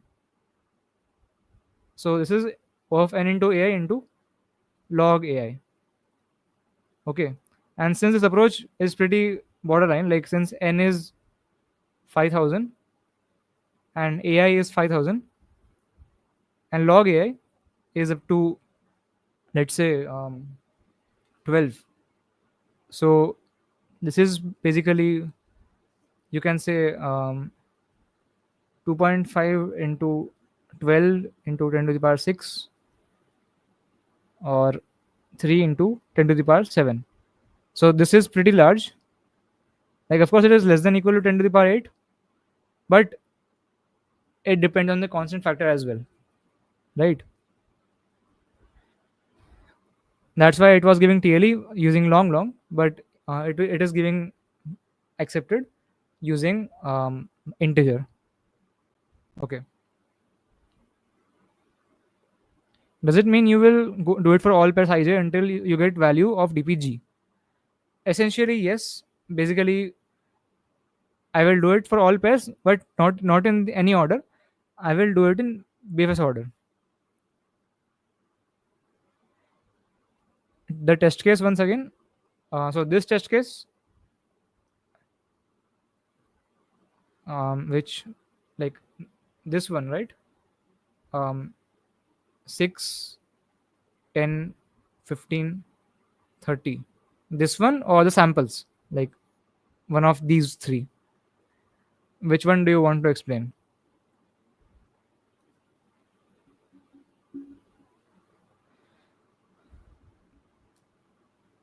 Test case which, sorry, TC, time complexity. My bad. I thought test case. Sorry. Yeah. So what we are doing is basically, you can kind of think of it like a graph, right? We have this graph, or we have these db values. So okay, let's think of it this way. We have as a state, we have dpi.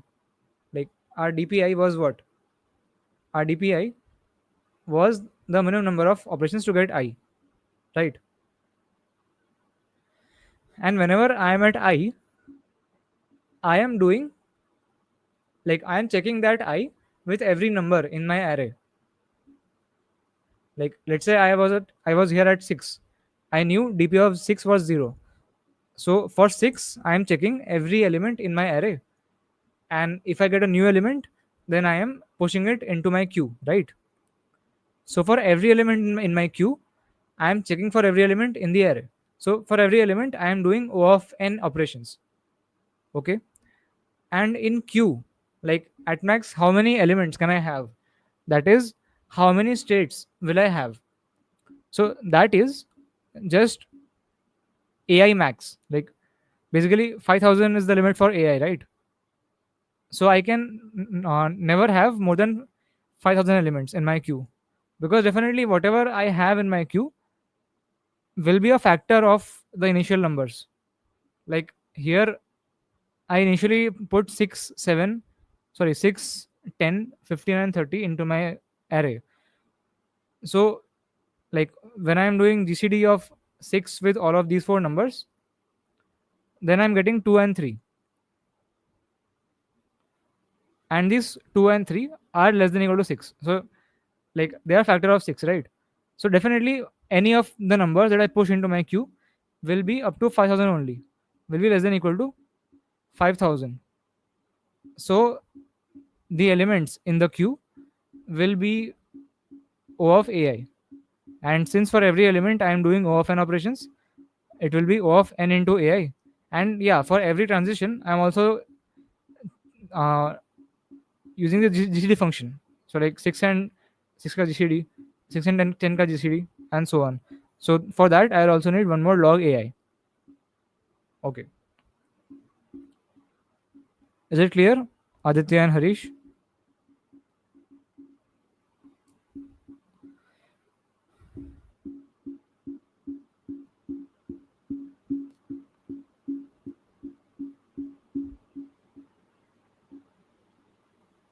Okay.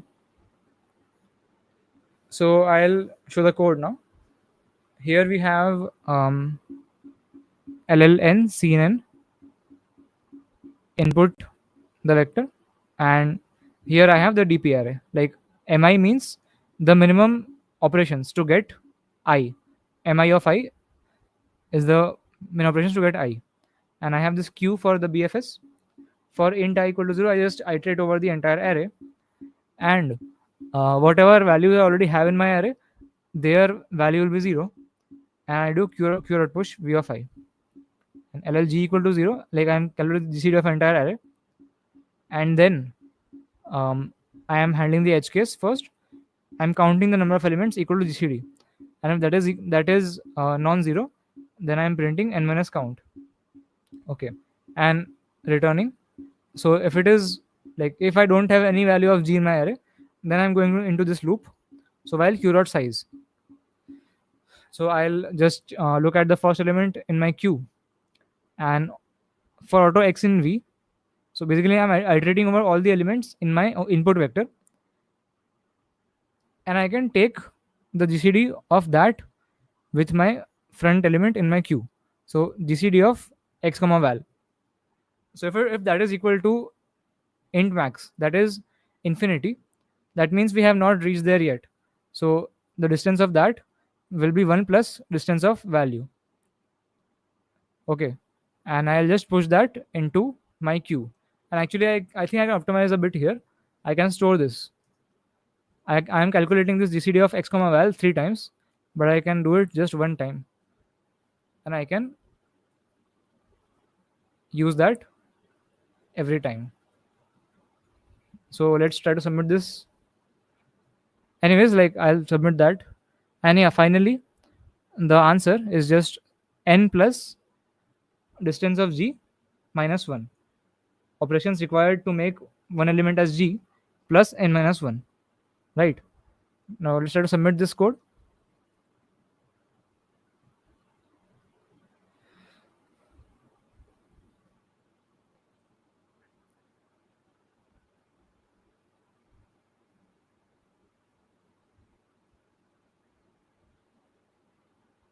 Okay, the runtime did not improve at all, but okay.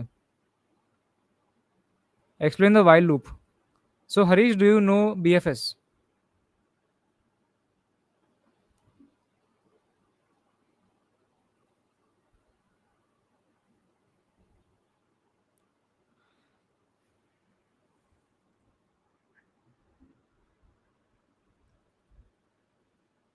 Okay. So as you can see, like, first of all, I am just pushing every element in my vector into my queue.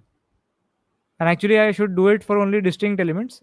I need not push the elements which are repeated every time. So that is also one thing that I can optimize. But okay, it is passing, so whatever. So I just push all of the elements in my vector into my queue, and their distance is 0. Now I want the distance of every other number. So basically, I can iterate, like I can do a BFS. So I am just looking at the front value of the queue, and then I'm trying to take the GCD with every element in my array. So in my this V array, whatever elements are there, I am taking the GCD with them. So for auto X in V, the GCD with X of val. This val is the first element in the queue. So if we have not reached there yet, if we have not reached there till now, we can simply reach that through this val and do one more operation, that is the GCD with X. So basically, distance of V equals to 1 plus distance of X. That's what you do in BFS, right? And then Q dot push. So this entire while loop is very similar to BFS if you have done it.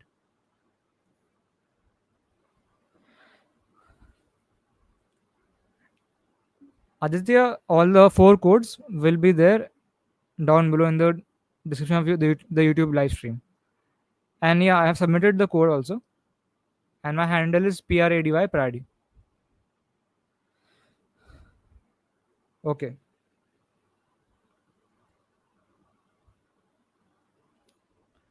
So yeah, I think I can move to the last problem now. Problem D. All right. So let's move on to that. This problem was very good actually. So if you look at the rating, let's look at the rating of this problem.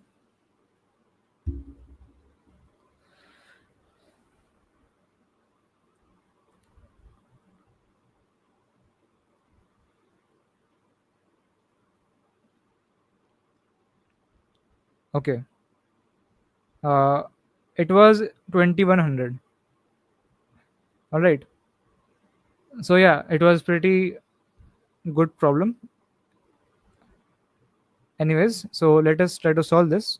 So if you are comfortable in solving like up to 18 or 1900, then you can try to attempt this.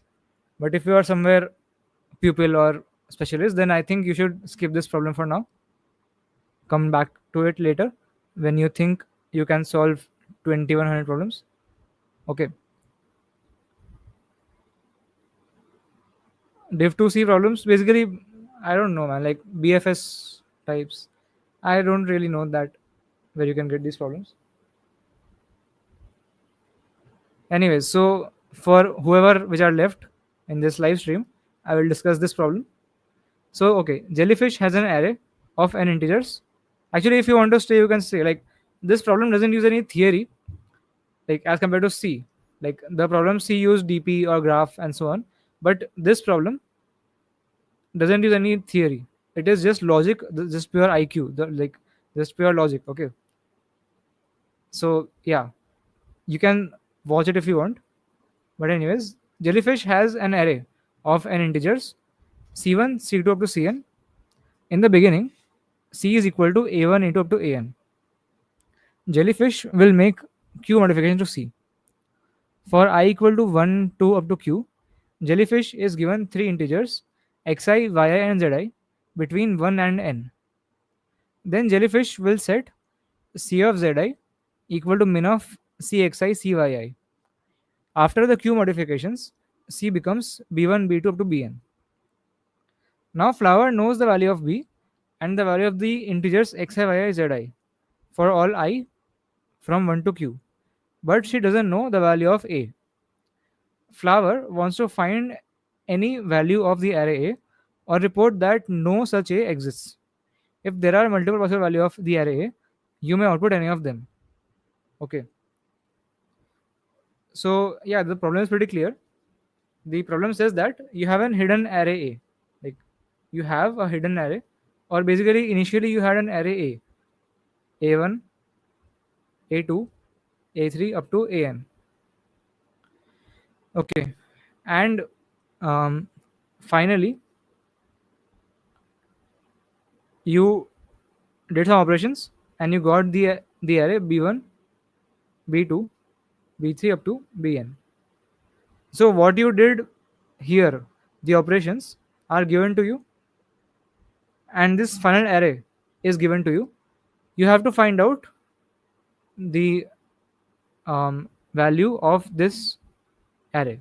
So like you have to find out any possible value of this array A, such that the elements are in the range of 0 to 10 to the power 9. Okay. So how will you do this? Let's see. Like okay, the operations are like that. You will have three indices x, y, and z,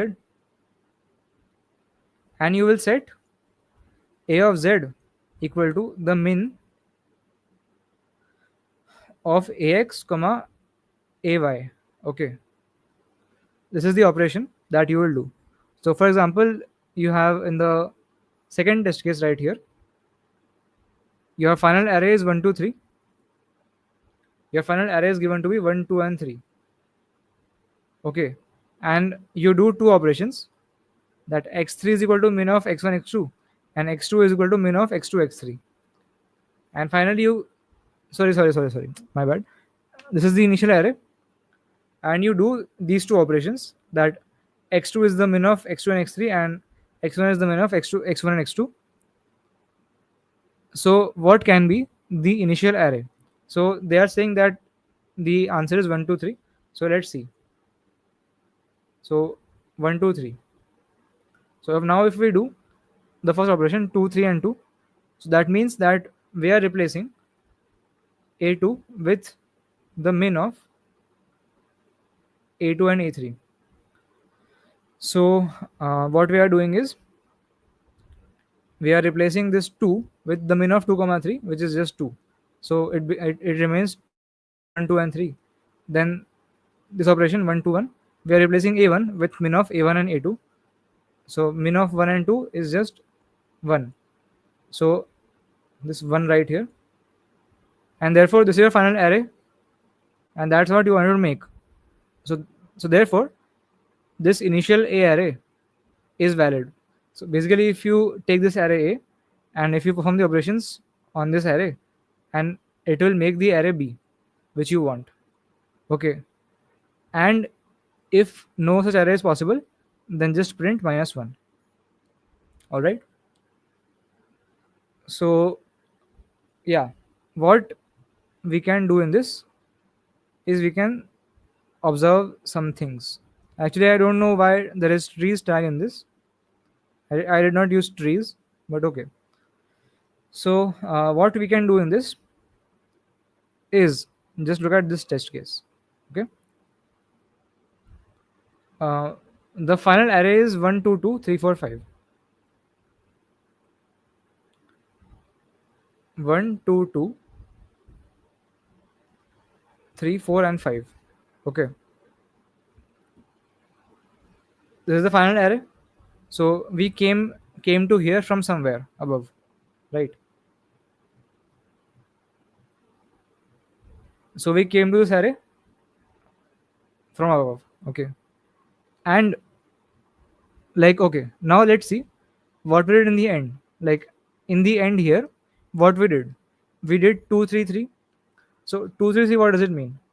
It means that we took the index 2 and the index 3, and their minimum we placed on the index 3. So basically the array that was here, the array which was here, we took these two indices. Let's say there were a2 and a3, right? A2 and a3, we took their minimum, and we put it on 3, right? On the index 3. So basically what we know is that the minimum of a2 a3 is equal to 2.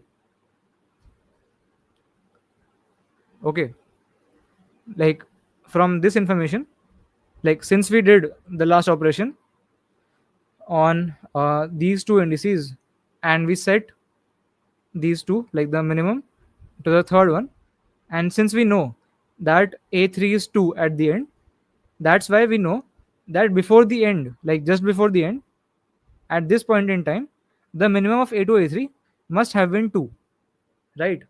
So what does that mean? That means that a2 must have been greater than equal to 2, and a3 greater than equal to 2, and also at least one of them must have been 2. Like either a2 is 2 or a3 is 2, or both are 2. Okay.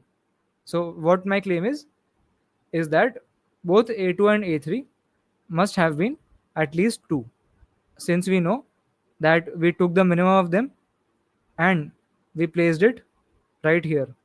So since it is 2, therefore both a2 and a3 must be at least 2, and either one of them should be 2, or like both of them can be 2 as well. Both can be 2 as well. Sorry. Yeah. So that's what we know. So at this point, we know that these two must be at least 2. So let me just write the minimum value of them right here. Now the main idea comes here.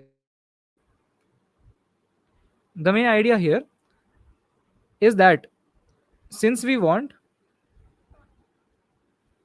that, okay, we want that each element should be at least 2, and either one of them should be 2. But how do I choose that which one of them should I keep 2 and which one should I not? Because it might happen that in future I might need this a3 to be greater than equal to 3 as well. Like, see, let's say, okay, yeah, in this case only, in this one, we have 3, 4, and 4, right? Like, um, we basically did that the minimum of 3 and 4, we set that to 4, right? Like, we took the minimum of a3 and a4, we took the minimum and we put on the fourth element. So that means that the minimum of a3 and a4 must have been greater than equal to 3. So that means that both a3 and a4 must have been 3, and also either one of them must have been exactly 3. Like a3 and a4 must have been at least 3, and either one of them must have been exactly 3, but we don't know which one. So let's say that we assumed just for now, like, see, first we saw that a2 and a3 must be at least 2, right? And either one of them should be 2. So let's say we assume that a3 is the one which is 2. See, we want that either a2 or a3 is 2, right? So if we assume that a3 is 2 for now, then here when we reach, we get a contradiction. Why? Because we need a3 to be at least 3 here. Like if we set a3 to be 2 here, then when we do this operation 3 4 4, then at the position 4 we'll get a 2, and that is not the case right here. So my thing is, like, what my whole point is it is very difficult to decide that which one should we keep as 2. Okay, which one should we keep as 2? It is very tough to decide. Like, we'll have to look into the future for that, and we can't do that. We cannot look in the future for that. So what do? What we can do is that we can simply try to, like, maintain the range of the numbers. Like, let's say, what we just do is we don't comment on which one is 2 for now. Like, we don't do that. We basically don't comment on which one is 2. Okay, we will just try to get their ranges. Okay, so what I'm seeing here is that, see, this last query 2 2 and 3, sorry, 2 3 and 3 told us that a2 and a3 must be at least 2. So on this a2 and a3 I wrote 2. Okay, then this query of 3 4 4 told me that a3 and a4 must be at least 3. So what I'll do, I'll take the intersection of both of these. Like here A3 wants to be at least 2, and here A4 wants to be at least 3. So I'll take the intersection of both of these. So that is like A3 greater than equal to 3. Like A3 wants to be greater than equal to 2 as well and 3 as well. So if we just keep it greater than equal to 3, then both are satisfied. So basically, I'll just update this A3 to 3, like the minimum value. What I'm showing here is the minimum value. Okay. Sorry. Like, yeah, this is not my array actually.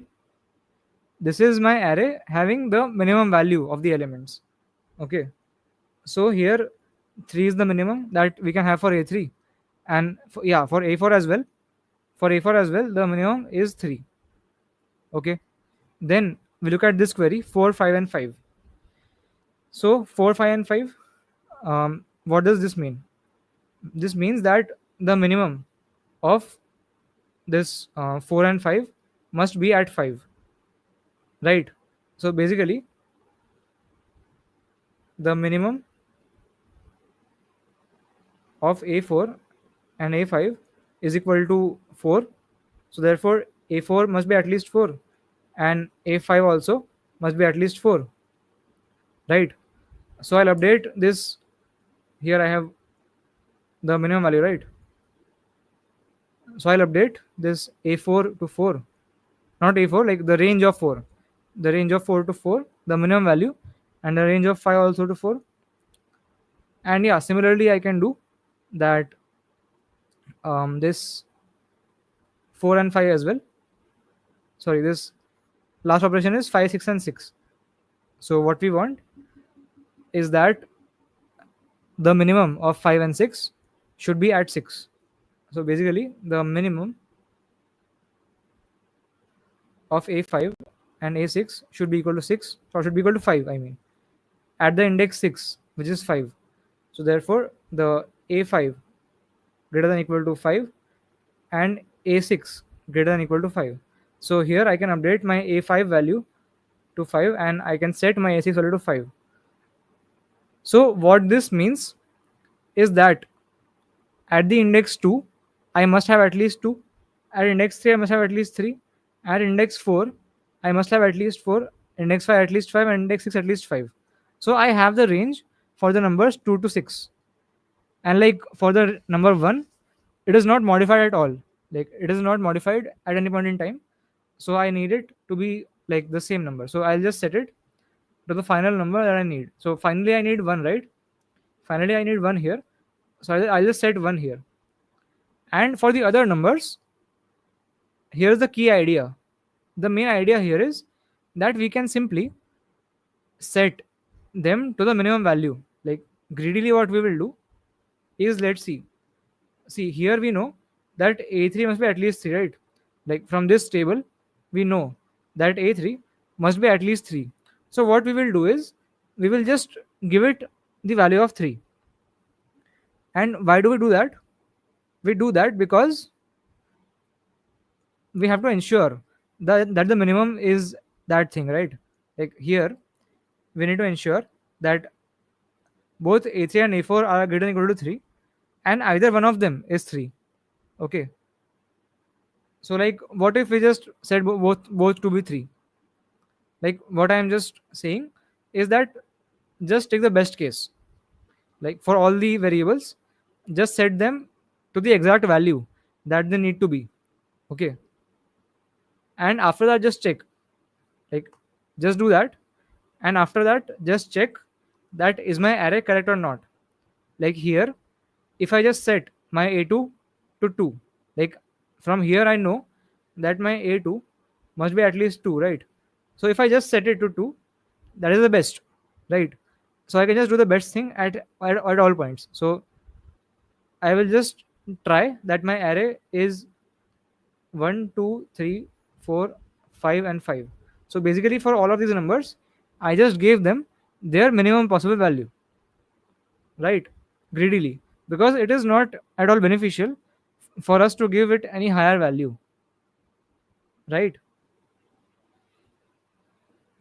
That should be clear. Like, it is definitely not optimal to give uh, these values anything higher than 3. Like, if I want that either my a3 or a4 should be 3, then of course I'll try to keep it to 3 only. So whatever is the minimum value of 3, of a3, I mean, I will keep that. Okay, so I have got this array now, and now I'll just check that does this work or not. Like, I'll just simulate the queries on this. Like, these four queries that I have here, these four queries that I have, I'll just simulate these on my array and just check that the final array that I get is that equal to my array that I want. Like, this is one possibility for the array A, right? And what I will do is I'll simulate I'll simulate the queries on this array, and I'll get my final array. And if my final array is equal to this given array that we want, then this is the answer. And otherwise, there is no possible answer, because we greedily chose the best possible thing that we could. And then also, we did not get our answer. So that's why we are done. But here there are some intricacies. Like, what if this happens? Like, let's say we have an array can be anything. Let's say n is equal to 5. Okay, and we do one operation is 1 2 3, and one more operation is that 2 3 4. Okay, and let's say my initial array is something. Let's say it is 5. Then let's say um, this one is like 6 or something. Just take randomly. Okay, 1 2 7.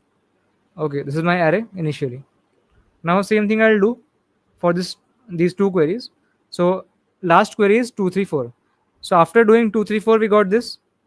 That means that the minimum of a2 and a3 must have been equal to 5. That means a2 greater than equal to 5 होना चाहिए, and a3 also must be greater than equal to 5, right? Basically, before doing this operation and after doing this operation, a2 and a3 must be like this, right? So currently we have these constraints.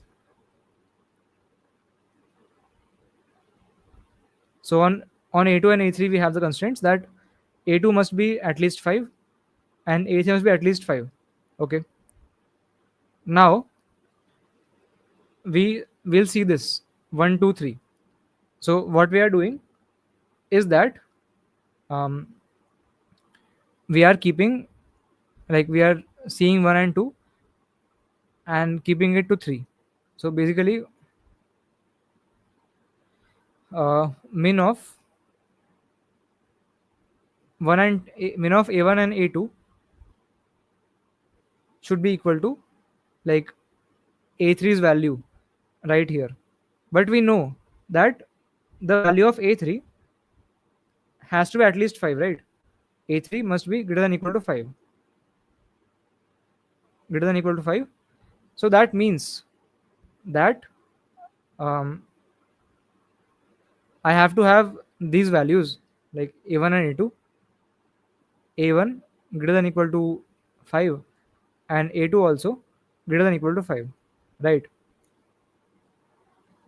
But now the thing is that okay, so I'll update my table. 1 and 2 is 5 and 5. But now the thing is that I have no constraint for 3 now. Like, I can actually remove this thing. I can remove this. Why? Because at this point,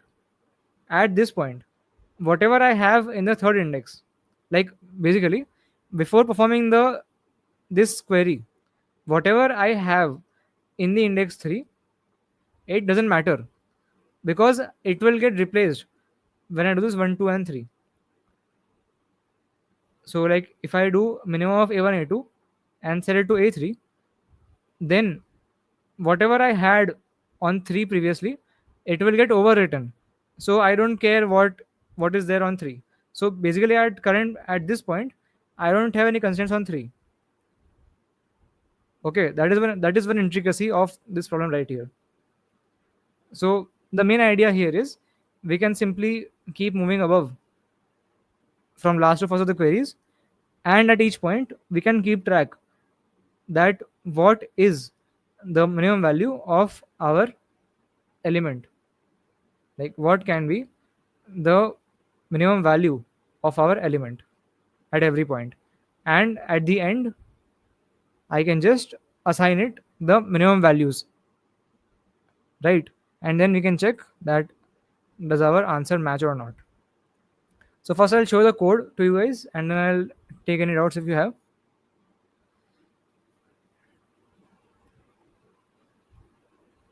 So I have n comma q, c and n comma q.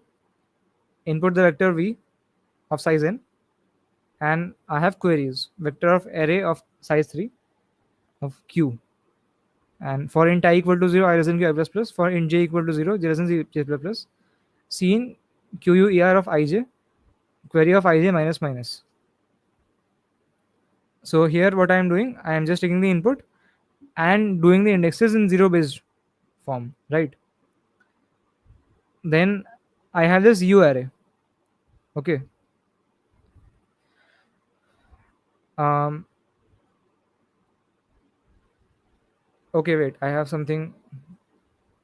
I'll just pause this for now. Just a second. How do I stop sharing this? Just a minute, guys.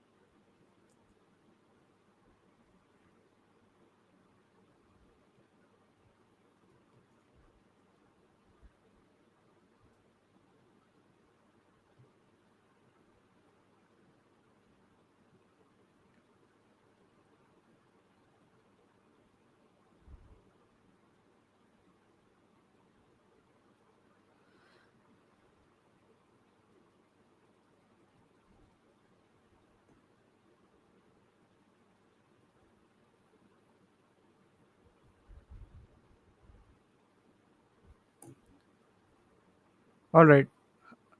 Sorry for the delay. Like I just refined my code. Okay, for it to become less complicated. So yeah, we have taken the input of the queries, and now initially I have made a vector of u, vector called u, and this u vector is just the minimum values for each element. So initially it's equal to v. So equal to vy, because basically at this point, like what is u? You will keep track of the current minimum value of every element. So after doing all the queries, I want that the value of the elements must be v, right? So their minimum value is essentially v only. So I'll initialize it to v.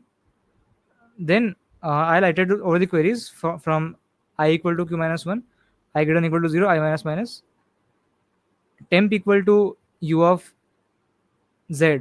So this is z, right? Like if my query is xyz, the ith query is xyz, then this is z. So temp equal to u of z. So basically, uh, why am I doing u of z?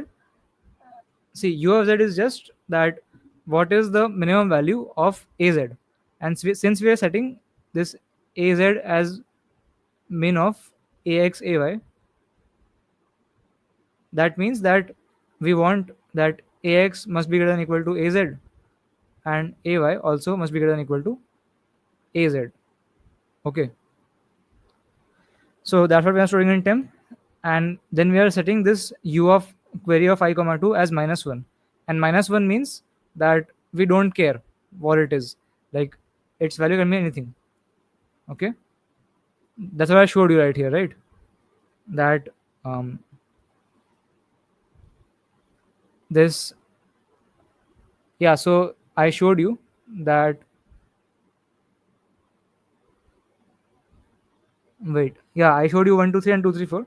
So when I had this 2 3 and 4, I told that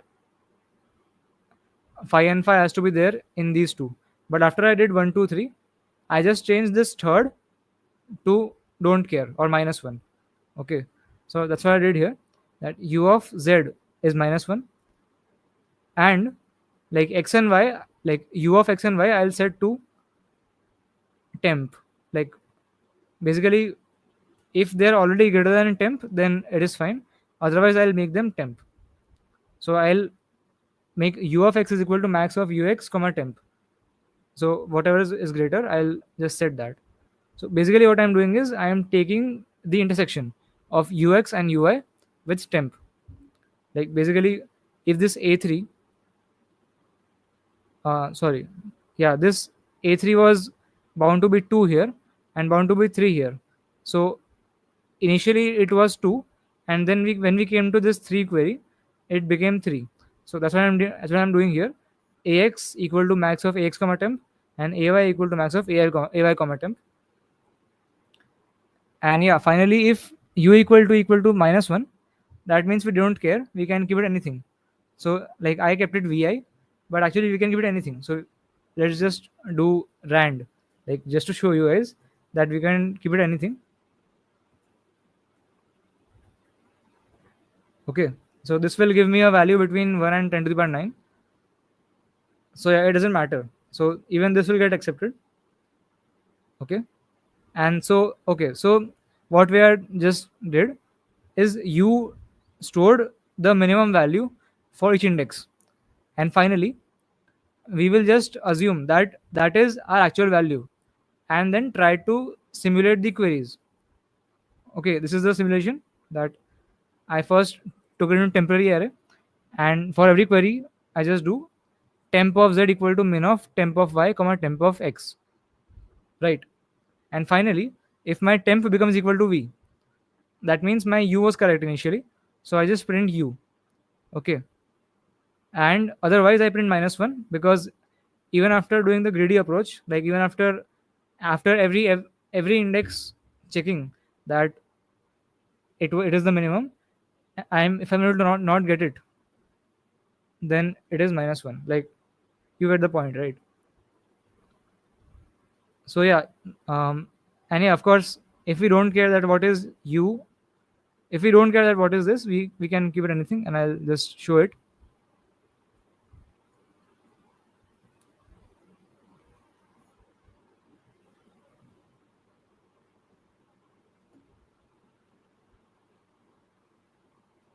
So as you can see, it is accepted. Okay, so like I think this entire problem might not be very clear, because there are many intricacies in this problem which you need to actually think about for yourself also. Like it is not possible to like explain everything, every tiny detail in this PCD, but you can, I think you can probably figure it out by yourself if you're trying this problem. And like if you have any problems, then you can comment on the YouTube live stream or DM me on Codeforces also. And yeah, the main idea here was the greedy approach, that if we know the range of every element, we should finally give it the minimum value. Like there is no point in giving it a higher value than it is the minimum. Like if we know that we have to give every element at least that value, then we give it the minimum value, and that is optimal. That is the entire idea here. And otherwise it is just casework and implementation. Like I also had two wrong submission on this, and then I just did a brute force check locally so that I don't have more wrong submissions. But yeah, anyways, this problem D might not be entirely clear. So if you still have any doubt, then you can ask right now. And yeah, Lucifer, I hope you got your rush by saying this. You are very funny. Thank you for saying this, and you are banned. All right. So any doubts if you all have?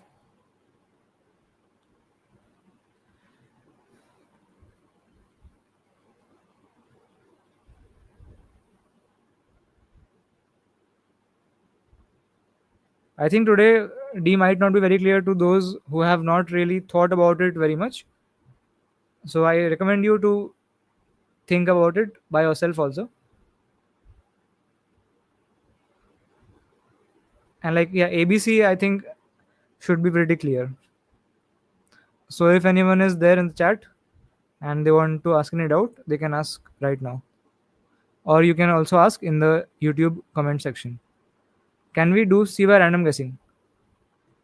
What do you mean by random guessing?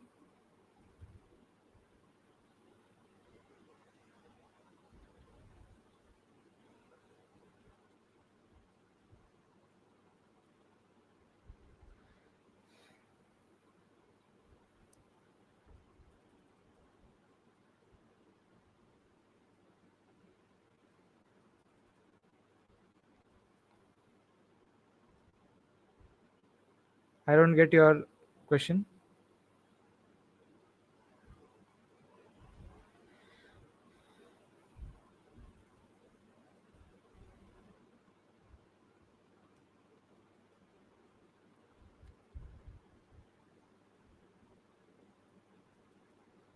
Anyways, since I'm not getting any doubts now, I will just end this live stream. Okay, first choose random pairs of two numbers, then three numbers, and so on, trying to get GCD as 1. I mean, that just depends on how many random pairs you select. And like, it has a very nice chance of failing because it might happen that, let's see, let's say there's one test case.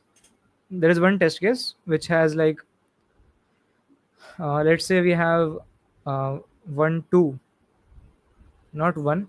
Let's say we have 2, 3, we have 6, 6, 6, 6, and so on. Okay. And like, let's say there are 4, 9, 9, 8, 6s, and there is only this 2 and 3. So n is equal to 5000 here, n equal to 5000. So like when you try to guess the pairs, the two pairs, then you would have to guess this 2 and 3. So the chance of that is 1 upon 5000 C2. So if you do that in your random guessing, then it will be pass. Otherwise, you will just keep checking for the higher numbers. And like, since it is possible that, okay, never mind. Like, this is correct, what I'm saying here.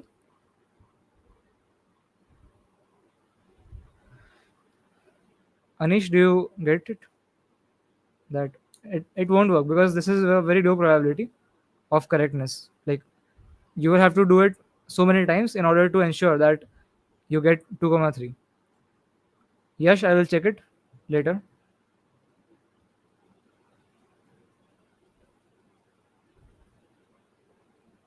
Actually, I haven't received anything as I can see right now.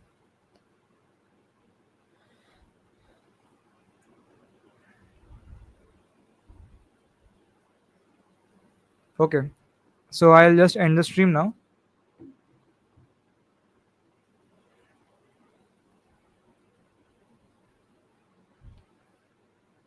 Can I reply after stream? Yes, I did not get any DM on Discord.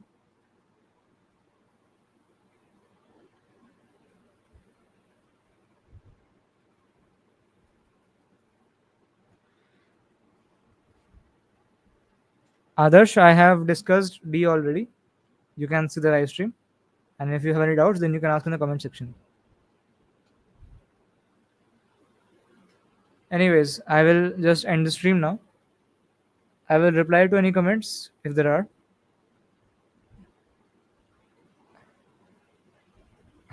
Bye bye.